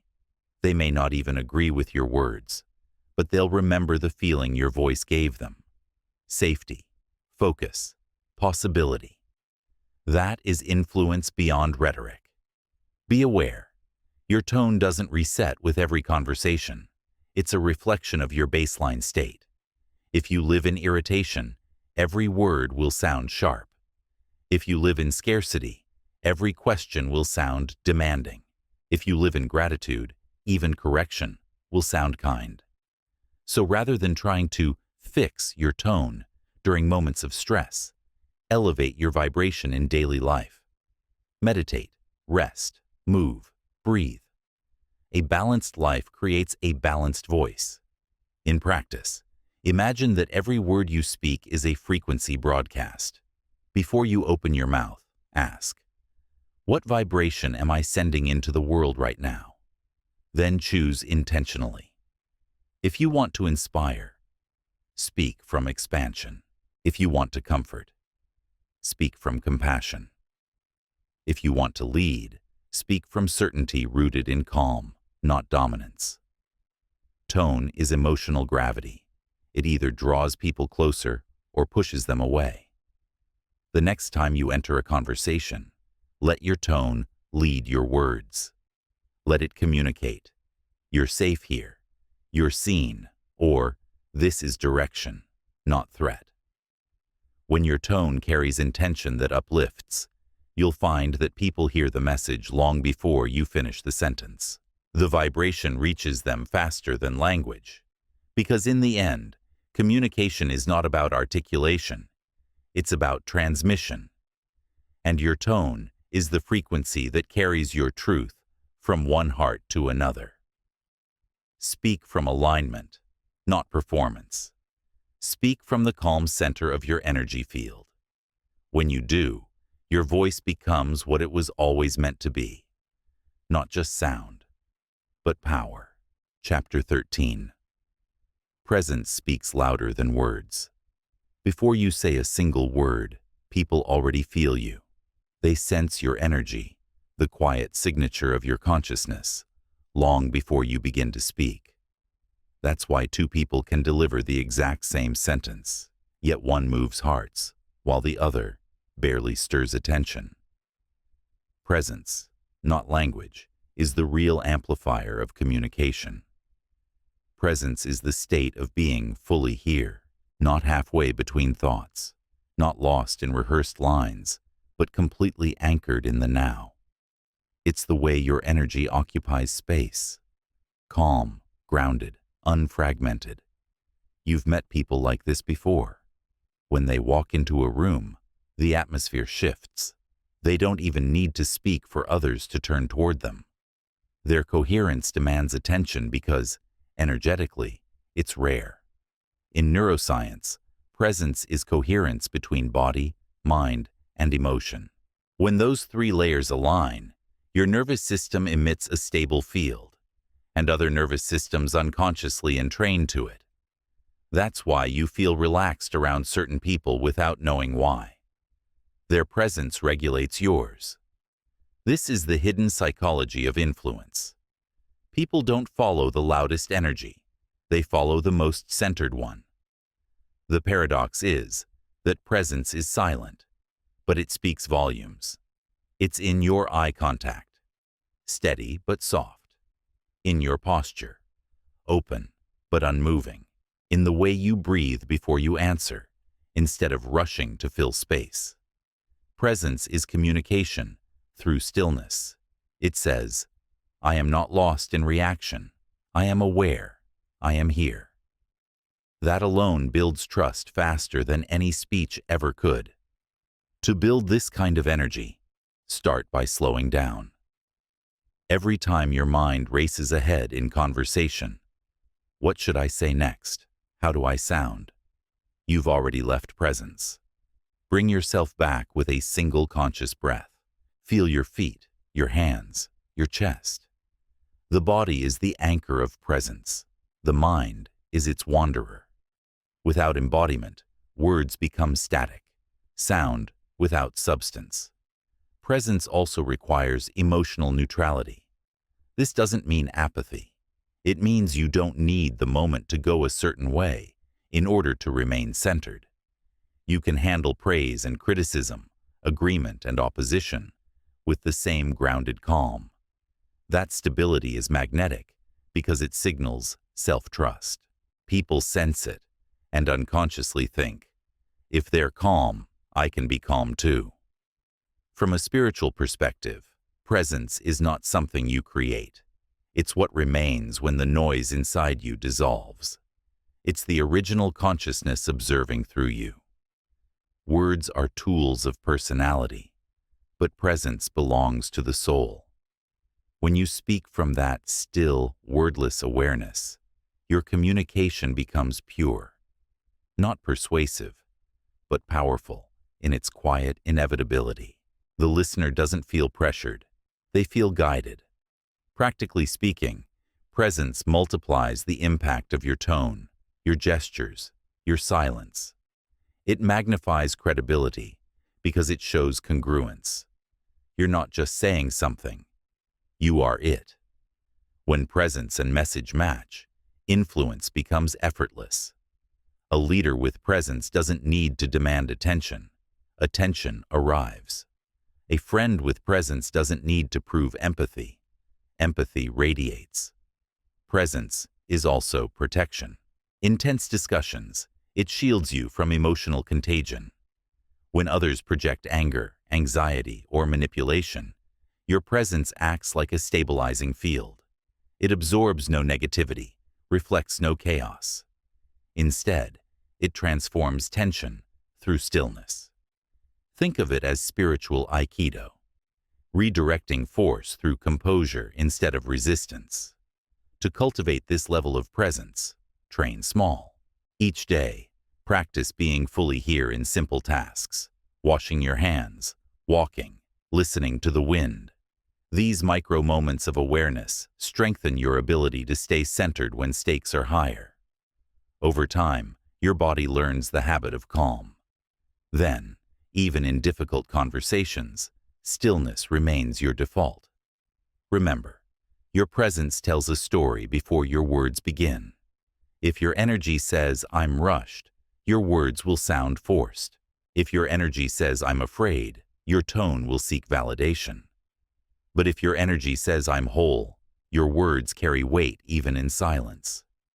The greatest communicators throughout history, spiritual teachers, poets, leaders, all shared this trait. Their being spoke louder than their speech. When they entered a room, people felt alignment. Their words weren't new, but their frequency was unforgettable. That's the mark of true influence, when your energy delivers the message before your mouth does. In the end, presence is the bridge between communication and consciousness. When you master it, you no longer try to impress people. You impact them by your very being. You don't seek attention. Attention seeks you. Because presence is power in its purest form, silent, steady, undeniable. Speak less from your mind and more from your state. Before you open your mouth, let your energy say, I am here. I am calm. I am listening. Then, when you finally speak, the world will already be tuned to hear you. Chapter 13. Presence speaks louder than words. Before you say a single word, people already feel you. They sense your energy, the quiet signature of your consciousness, long before you begin to speak. That's why two people can deliver the exact same sentence, yet one moves hearts, while the other barely stirs attention. Presence, not language, is the real amplifier of communication.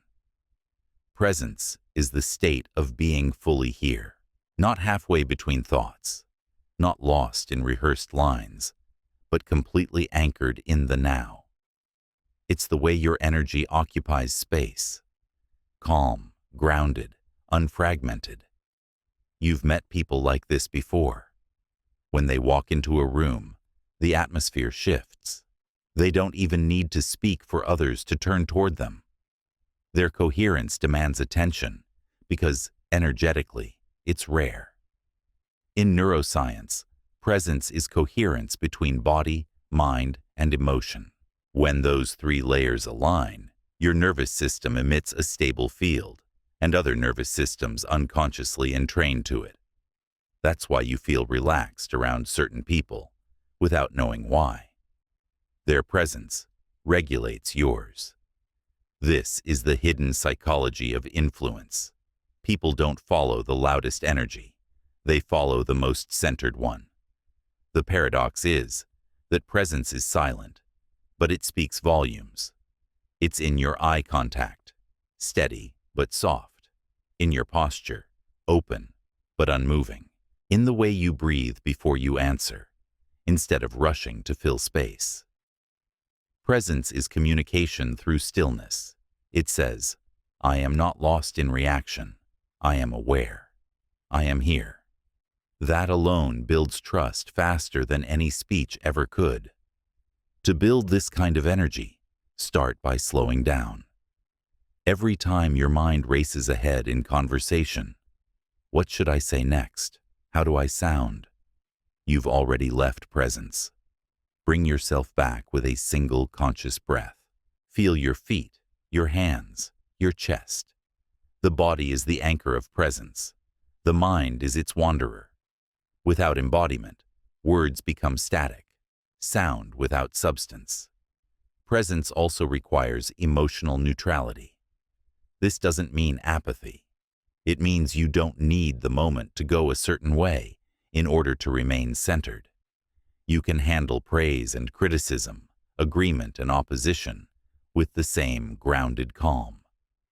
That stability is magnetic because it signals self-trust. People sense it and unconsciously think, if they're calm, I can be calm too. From a spiritual perspective, presence is not something you create. It's what remains when the noise inside you dissolves.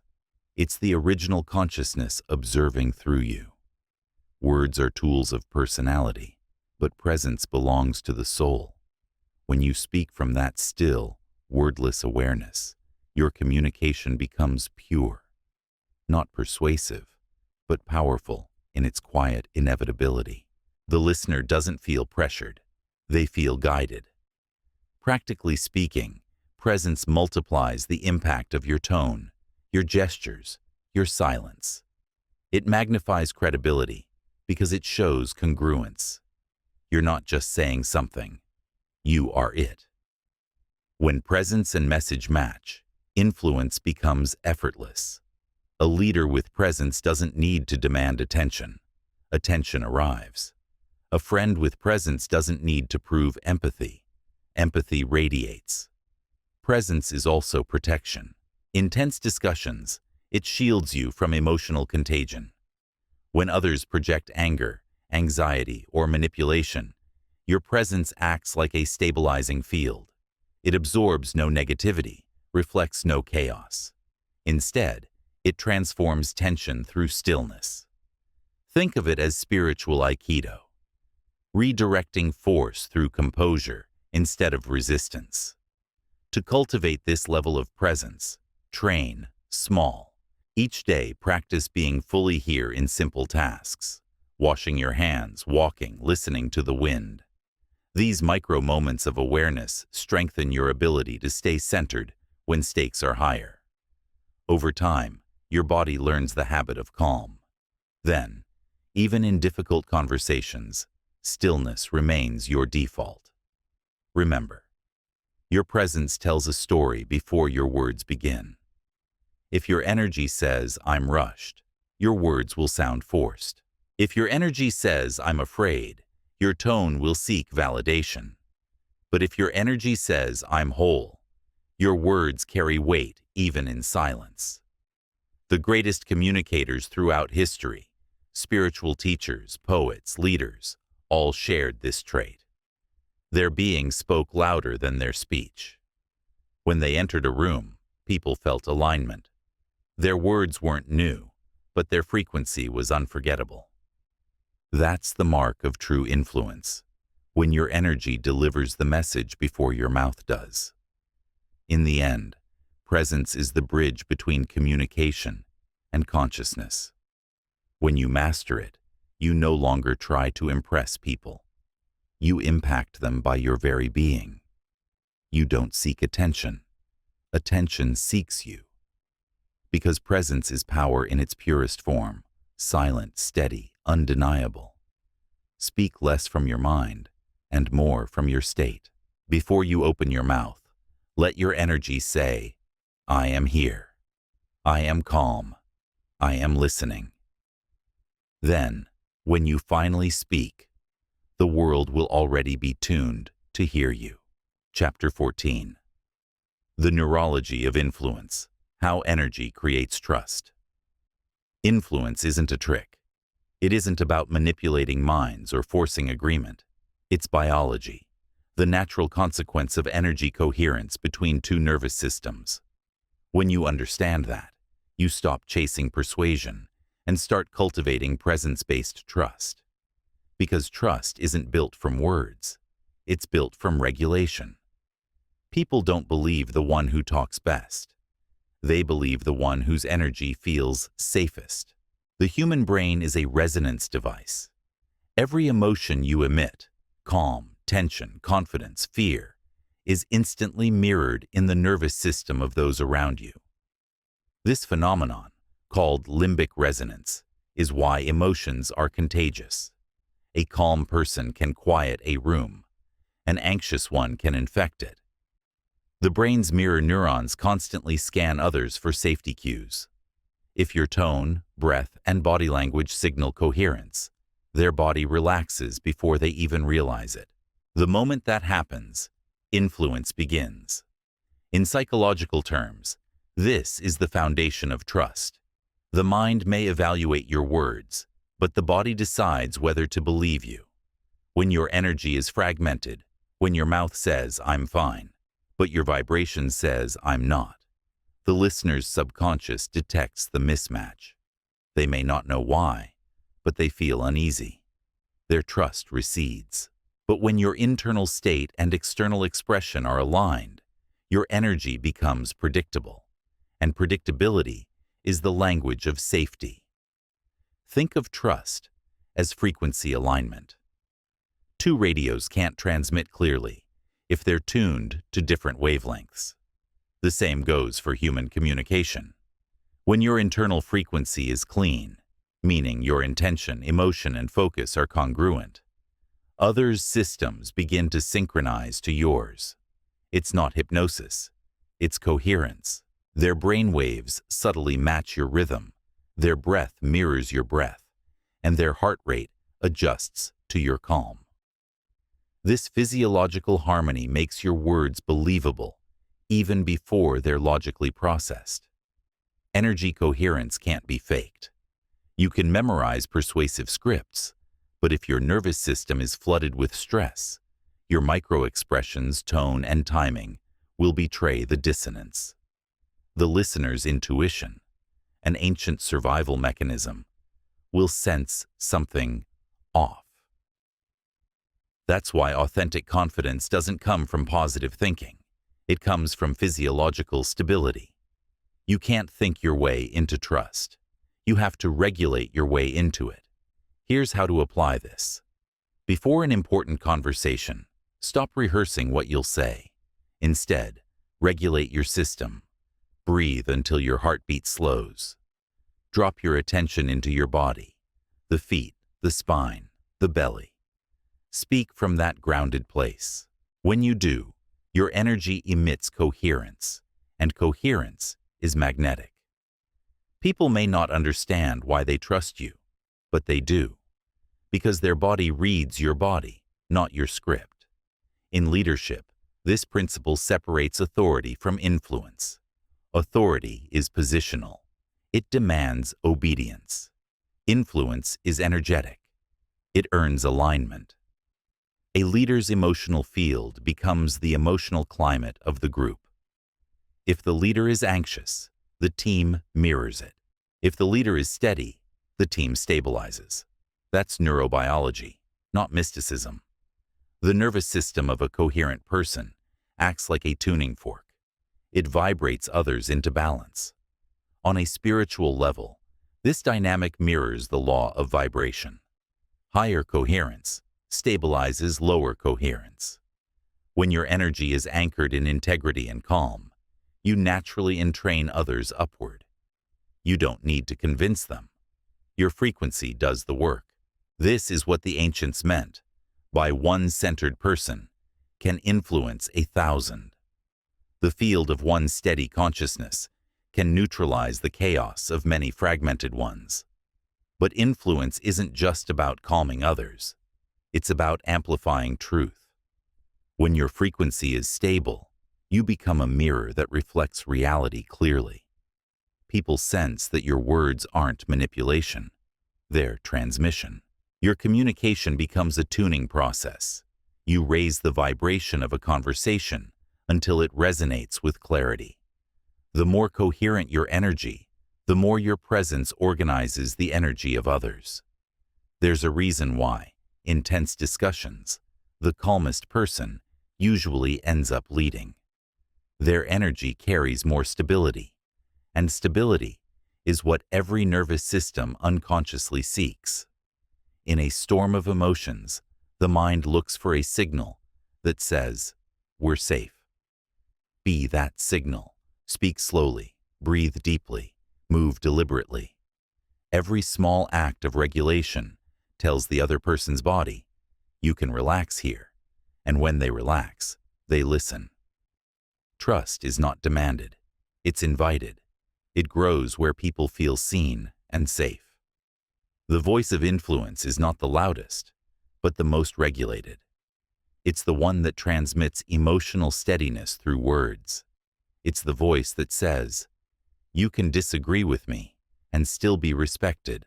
That tone, balanced, composed, benevolent, rewires defenses faster than logic ever could. If you want to expand your influence, don't ask, "How can I make them agree with me?" Ask, "How can I make their nervous system feel safe in my presence?" That single question changes everything. It shifts communication from manipulation to resonance. It transforms persuasion into alignment. Because influence, at its core, is not control. It's coherence. When your energy is clear, your presence becomes proof of what you say. And that proof, felt before it's understood, is what every human being calls trust. Chapter 15.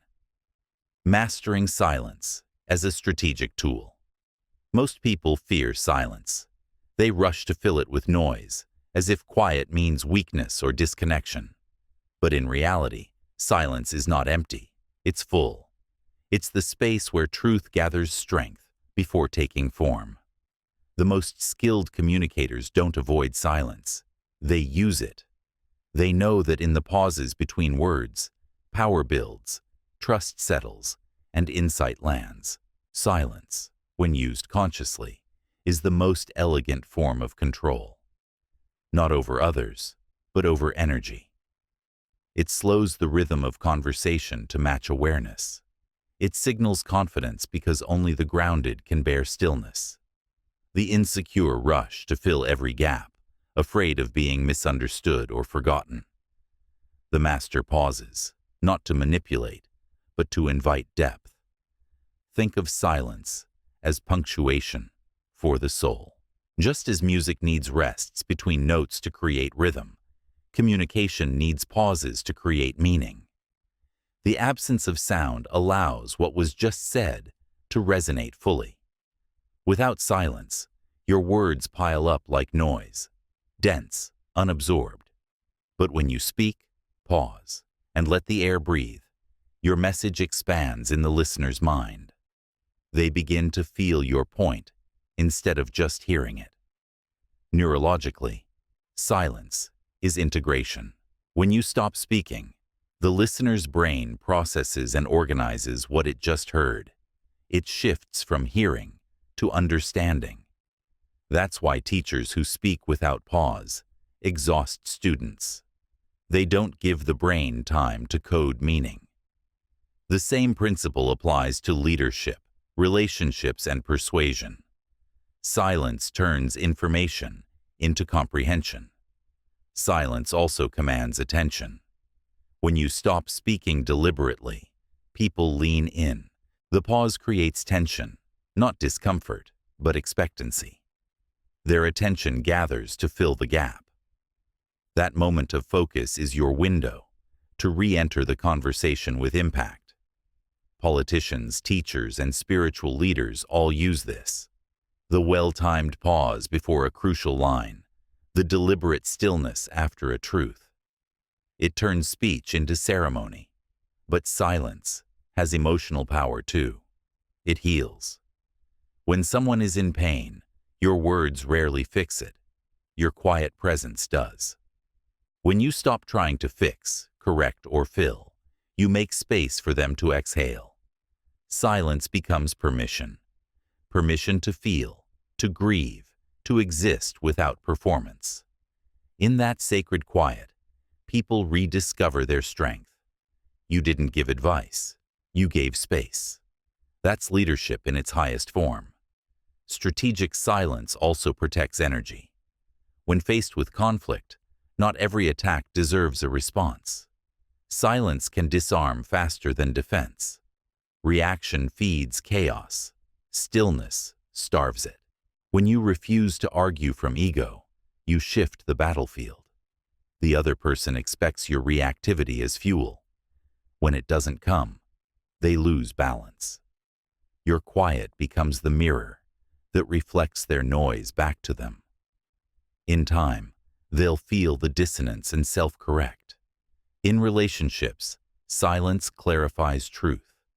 If you stop chasing validation, you start seeing who reaches out, who listens, who fills the void. The way people handle your silence tells you more about their intention than their words ever will. Some will meet it with empathy. Others will fill it with projection. Watch closely. Silence exposes alignment faster than speech. From a spiritual lens, silence is communion with higher intelligence. Every great insight, creative, emotional, or divine, arrives in stillness, not noise. The mind must quiet for truth to echo. When you practice silence daily, sitting, breathing, listening to the pulse beneath sound, you become fluent in subtlety. You begin to hear life rather than just react to it. That awareness bleeds into conversation. Suddenly, you're no longer impatient with pauses. You trust them. Here's how to train this art. Pause before speaking. Let silence choose your first word. It slows thought and sharpens intuition. Hold space after key points. Don't rush to explain or justify. Let meaning mature in stillness. Breathe in conflict. When provoked, take one conscious breath before replying. Most tension dissolves in that breath alone. End with quiet. After finishing a sentence that matters, say nothing. Let the silence carry the weight of your truth farther than words could. When you master silence, you master rhythm. Your conversations start to breathe like living things, expanding, contracting, pausing, resuming. Each pause becomes a moment of magnetism, a pull deeper into awareness. The listener feels your confidence not in what you say, but in what you withhold. Remember, silence is not absence. It's amplitude. It amplifies sincerity, gravity, and emotional precision. Every great communicator knows this truth. Words convince the mind, but silence convinces the soul. So stop fearing quiet. Use it. Wield it with care and clarity. Let it sculpt your speech the way shadow sculpts light. Because when you learn to speak through silence, your voice stops sounding like noise and starts sounding like truth.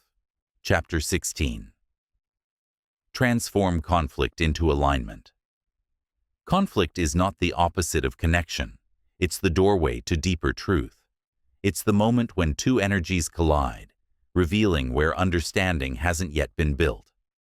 Most people see conflict as something to win or escape. But the wise see it as an invitation to grow awareness, sharpen presence, and elevate both sides into higher coherence. The goal of conflict isn't victory, it's alignment. Every disagreement contains two frequencies, the one of the issue and the one of the emotion behind it. The surface argument, the topic, the words, is rarely the real problem. The deeper frequency is what's actually clashing. Unmet needs, unacknowledged pain, or fear of not being heard. If you respond only to the words, you fight the symptom. If you respond to the energy beneath, you heal the cause. The first step in transforming conflict is regulation. When emotion spikes, biology takes over. Adrenaline floods, breath shortens, and your nervous system shifts into defense. In this state, the brain can't process nuance. It only seeks safety. So before trying to solve the conflict, regulate your field. Breathe deep, drop your shoulders, feel your feet. You can't align with another person while you're misaligned with yourself. Once you're grounded, shift from reactive to reflective awareness. Instead of asking, "How do I win this?" ask, "What is this energy trying to show us?" That reframing turns the moment from battle to feedback. You stop seeing the other person as opposition and start seeing them as a mirror. Every conflict is a mirror, reflecting the next layer of awareness you're ready to integrate. From a neurological view, this reframing deactivates the amygdala, fight or flight, and reactivates the prefrontal cortex, rational thought. The body moves from defense to curiosity, and curiosity is the seed of empathy. Now you can hear again, not just the words, but the emotion behind them. Often, when someone yells, they're saying, "I'm scared." When they withdraw, they're saying, "I don't feel safe." Hearing those hidden messages is emotional intelligence in action. Here's the paradox. When you truly listen, conflict begins to dissolve before resolution even arrives. The other person's nervous system senses your presence. No attack, no rush, no judgment, and their body relaxes. The energy field shifts from opposition to coherence. Once coherence is restored, words follow naturally. What seemed impossible 5 minutes ago suddenly feels solvable. Use these tools to redirect conflict into alignment. Mirror. Don't magnify. Repeat their core feeling, not their complaint. "I hear that this feels unfair," instead of "you're wrong." This calms their nervous system because it signals understanding, not threat. Stay low and slow. Lower your voice and slow your pace. It regulates energy and shows control without dominance. The calmer you are, the faster the chaos settles. Ask, grounding questions. What would help you feel understood right now? Or, what are you most needing from me in this moment? Questions shift the energy from argument to collaboration. Anchor in shared intention. Remind both sides what unites you. We both want this to work, or we both care about truth. Shared goals dissolve polarity. When conflict escalates, remember that intensity isn't always danger, it's signal. Energy rises to expose imbalance. The problem isn't that tension exists, it's that we mistake it for enemy fire instead of communication. If you can hold that energy, neither suppress nor amplify it, it transforms. Conflict energy, when stabilized, becomes creative fuel. Spiritually, every conflict is a classroom. It teaches presence, compassion, and ego transcendence. You learn where you still react, where you still need to be right, where peace still depends on agreement. Each argument offers a chance to upgrade from personality-level communication to soul-level awareness. The more consciously you engage, the faster you evolve. It's also a mirror of polarity itself, the universal tension between opposites that gives creation form. Without contrast, nothing can be seen. Without disagreement, truth can't refine itself. Every clash of ideas is a forge where understanding sharpens. What matters is not the friction, but how you hold it. When you hold it consciously, it becomes light. In leadership, this principle turns breakdowns into breakthroughs. Teams led by reactive leaders fracture under pressure. Teams led by coherent leaders grow stronger from it. Because conflict, when held correctly, builds resilience and trust. People feel safe expressing truth without fear of punishment. That's how creative alignment emerges, through friction, handled with awareness. In relationships, this principle deepens intimacy. The strongest bonds aren't those without arguments. They're those where both people know how to repair after rupture. Repair is the bridge from ego to love. It's saying, you and I are on the same side against the misunderstanding, not against each other. When you approach conflict that way, every argument ends in more connection than it began with. To master this art, practice this silent mantra in tense moments. I am here to understand, not to defend. Say it in your mind until your body remembers. Your tone will soften. Your eyes will relax. The field will shift. Conflict doesn't have to drain you. It can evolve you. It can refine how you see, how you speak, how you listen. It can turn reaction into wisdom and opposition into insight. All it asks is that you stay conscious long enough to let the energy reveal its lesson. So the next time tension rises, don't fear it. Don't fight it. Hold it. Let awareness transmute aggression into clarity. Let breath turn chaos into rhythm. Let presence turn argument into alignment. Because the purpose of every conflict is not to divide. It's to remind both sides of the harmony they forgot they shared. Chapter 17. Communicate from your higher self, not your wounded ego. Every conversation you have comes from one of two places: your higher self or your wounded ego. The higher self speaks to connect. The ego speaks to defend. One creates alignment. The other creates separation. The difference isn't always in the words themselves. It's in the energy behind them. You can say, I understand, from compassion or from condescension. You can say, I'm sorry, from awareness or from fear. What matters is the state of consciousness you're speaking from. Your ego is the survival voice. It was built to protect, to justify, to ensure you remain right. It reacts to threat, not physical danger, but emotional ones: rejection, embarrassment, loss of control. That's why ego-based communication feels tense and fragile. The tone tightens, the sentences rush, the intention subtly shifts from truth to defense. You stop listening to understand and start listening to prepare your counterpoint. Every word becomes a shield, not a bridge. The higher self, however, has nothing to prove. It doesn't need validation because it already knows its worth. It speaks with calm clarity, not urgency. It seeks understanding over victory. It doesn't argue to win.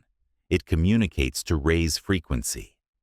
When the higher self speaks, the nervous system stays relaxed, the tone stays even, and truth flows without friction. You can disagree with someone and still remain open.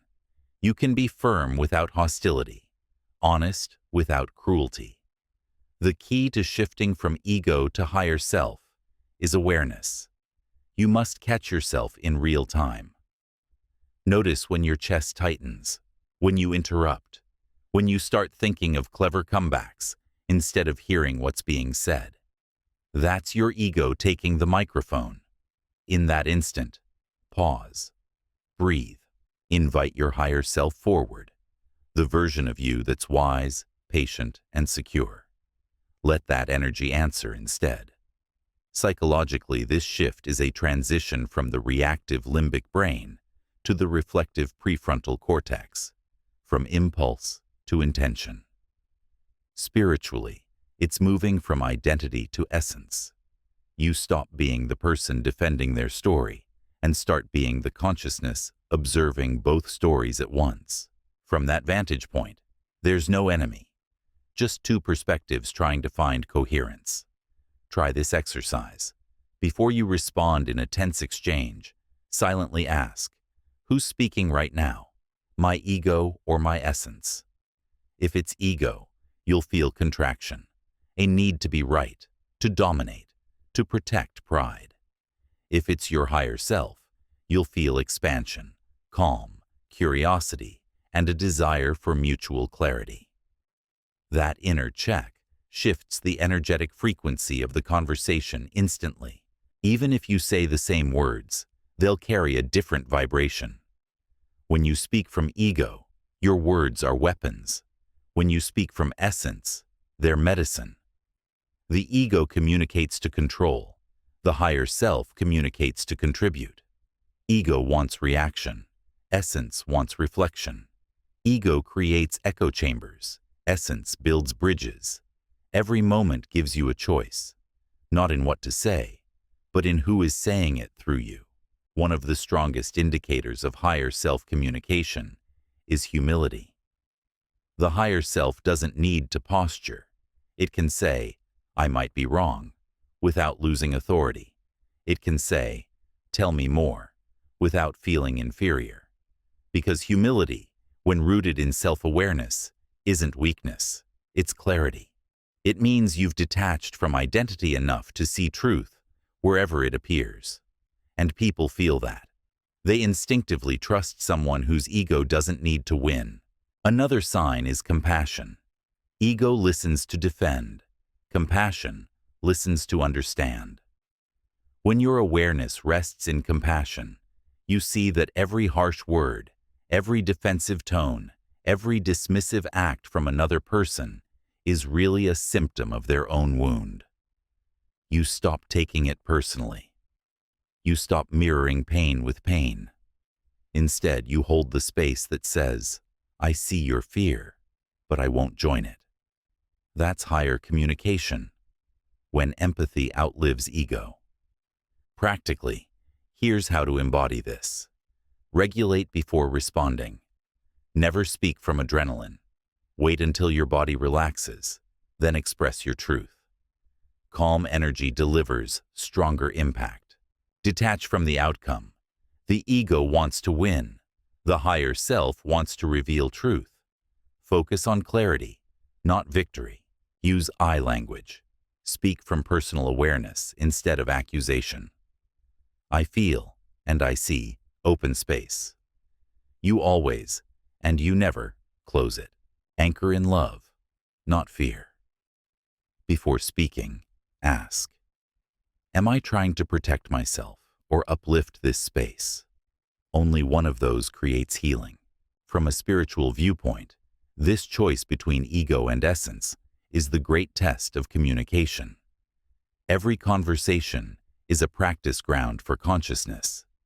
Each time you resist the pull of defensiveness, you evolve. Each time you let understanding replace pride, your vibration rises, not just in speech, but in life. In leadership, this awareness makes you unshakable. The ego leads through force. The higher self leads through frequency. When you speak from calm authority, your team aligns naturally. In relationships, it becomes sanctuary. Arguments stop feeling like battles and start feeling like co-learning. Two souls refining truth together. The truth is, the ego will always want to speak first. But the higher self speaks last, and its words last longer. The ego may win moments, but the higher self wins trust. The ego seeks applause. The higher self seeks resonance. One fades when attention shifts. The other lingers in hearts long after silence. So the next time your voice rises, your pulse quickens, or your mind prepares a defense, pause. Let the ego sit down. Let your higher self step forward. Speak from that timeless awareness that sees beyond me and you. When you do, every word becomes an act of elevation. Communication as consciousness, speech as service. Because the highest form of influence is not to overpower someone's mind. It's to awaken their higher self through the vibration of yours. Chapter 18. Speak as a creator. Your words shape reality. Every time you open your mouth, you are programming the field around you. Words are not sounds. They are vibrations, instructions to energy. Every sentence you speak constructs or deconstructs something inside you and around you. Most people use language like casual noise. The conscious, however, speak as creators. They understand that reality follows frequency, and frequency follows speech. Ancient wisdom always knew this. In every culture, the beginning of creation is sound. In the beginning was the word. Om, the primordial vibration. Even science agrees. Frequency forms matter. Cymatics shows how sound waves organize particles into geometric patterns. In the same way, your voice organizes energy. Speak with clarity, and your life takes form. Speak with chaos, and your world echoes confusion. Your language is the architecture of your future. Every I can't lays bricks of limitation. Every I will builds momentum. Every complaint programs scarcity. Every declaration programs abundance. You are casting spells constantly. Spelling is literally the act of arranging energy through sound. The difference between unconscious and conscious speech is simply awareness of that power. When you say something, the universe doesn't hear your excuses. It hears your command. It doesn't filter sarcasm or self-doubt. It takes your words as instruction. I'm always tired. Nothing ever works for me. I'm bad at relationships. These aren't observations. They are affirmations disguised as facts. The field doesn't interpret intention. It responds to vibration. The more often you repeat disempowering phrases, the more you reinforce the pattern in your nervous system and your environment. To speak as a creator, you must align 3 layers. Thought, the mental blueprint. Emotion, the energetic charge. Word, the audible frequency that carries both. When these align, your speech becomes manifestation. When they contradict, when you say, "I'm fine," but feel despair, or declare success while vibrating fear, you emit interference. The field receives mixed signals and reflects confusion back as stagnation. This is why affirmations don't work for everyone. Words without emotional congruence are empty frequencies. You can't fake resonance. If you want your language to create, you must first feel what you're saying as truth, even before you see proof. Emotion powers manifestation. Repetition shapes it. Start refining your vocabulary of creation. Replace "I hope" with "I choose." Replace "I wish" with "I am becoming." Replace "if I can" with "when I do." Each upgrade shifts you from passive to active vibration. Hope waits. Choice moves. Also, be intentional with what you don't say. Gossip, complaint, and sarcasm scatter your frequency. They teach your subconscious that words are cheap. Over time, that weakens your ability to manifest. Treat every word as sacred currency. Spend it only where it builds coherence. The more precise your speech, the sharper your reality becomes. Psychologically, language programs attention. What you speak, you notice. What you notice, you amplify. If you keep saying, "everything is falling apart," your brain selectively finds evidence to confirm it. If you start saying, "I'm learning to stabilize," your perception reorganizes around stability. This isn't delusion, it's direction. The mind filters reality to match the story you repeat most often. So choose stories that serve expansion. Spiritually, speaking as a creator is an act of stewardship. You've been given a voice, a divine instrument designed to align inner and outer worlds. To use it unconsciously is to waste power. To use it consciously is to participate in creation itself. Your voice carries codes of healing, order, inspiration, awakening. When used with clarity and intention, it transmits light. When used carelessly, it transmits noise. This power requires discipline. Before speaking, pause and ask, "Do I want this sentence to become true?" If not, don't say it. The silence that replaces it is already creative. It holds potential energy until a higher frequency arrives. The creator doesn't speak to fill air. They speak to shape space. In leadership, this principle is magnified. The words you choose become emotional weather for your team. We'll handle this. We'll find a way. We always rise. These phrases regulate the collective nervous system and prime it for action. Leaders who speak consciously create cultures of coherence. Those who vent unconsciously spread entropy. In relationships, your speech builds emotional architecture. Words like "always" and "never" freeze people into roles. Words like "sometimes" and "maybe" open room for growth. Speak possibility into others. You're growing. You handled that with grace. We're learning each other better. Language becomes light when it acknowledges progress instead of anchoring people to their past. To master this, practice energetic precision. Feel the vibration of every sentence as you say it. If it feels heavy, reframe it. If it feels light, expand it. Over time, you'll sense how certain words lift your field instantly. Words like clarity, abundance, gratitude, expansion, flow, harmony. These aren't just concepts, they are frequencies. The more often you speak them, the more your energy stabilizes around them.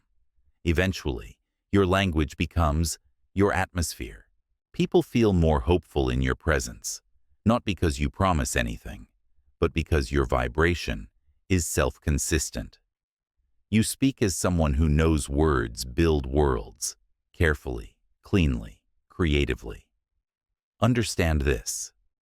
Every "I am" statement is a seed. Every conversation is construction. Every sentence is a spell.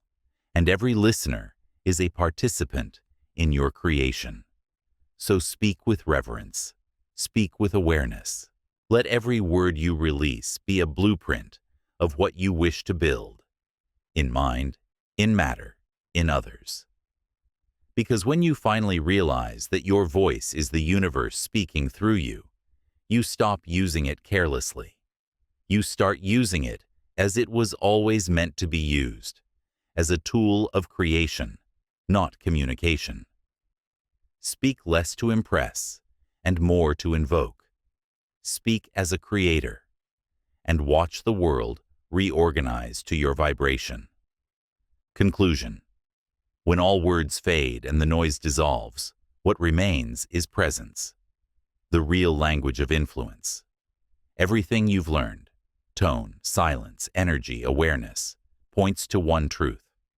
Communication isn't about speaking better. It's about being clearer inside. Your energy speaks before your words ever do, and it never lies. When your inner world is ordered, your outer language becomes magnetic. You don't perform confidence. You radiate it. You don't force respect. You earn it through coherence. The more aligned you are, the fewer words you need. Every pause carries power. Every silence becomes alive. True communication is vibration, the frequency through which consciousness expresses itself. When your tone, words, and presence align, people trust you, not because you persuade them, but because your energy feels like truth.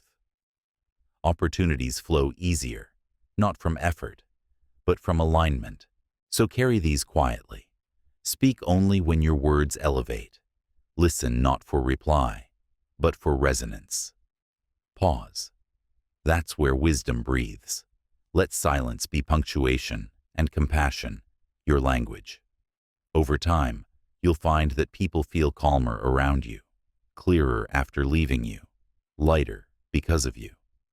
That isn't charisma, it's coherence. The moment you no longer need to prove anything, when your voice, energy, and truth move as one, you've reached the quiet power that remains.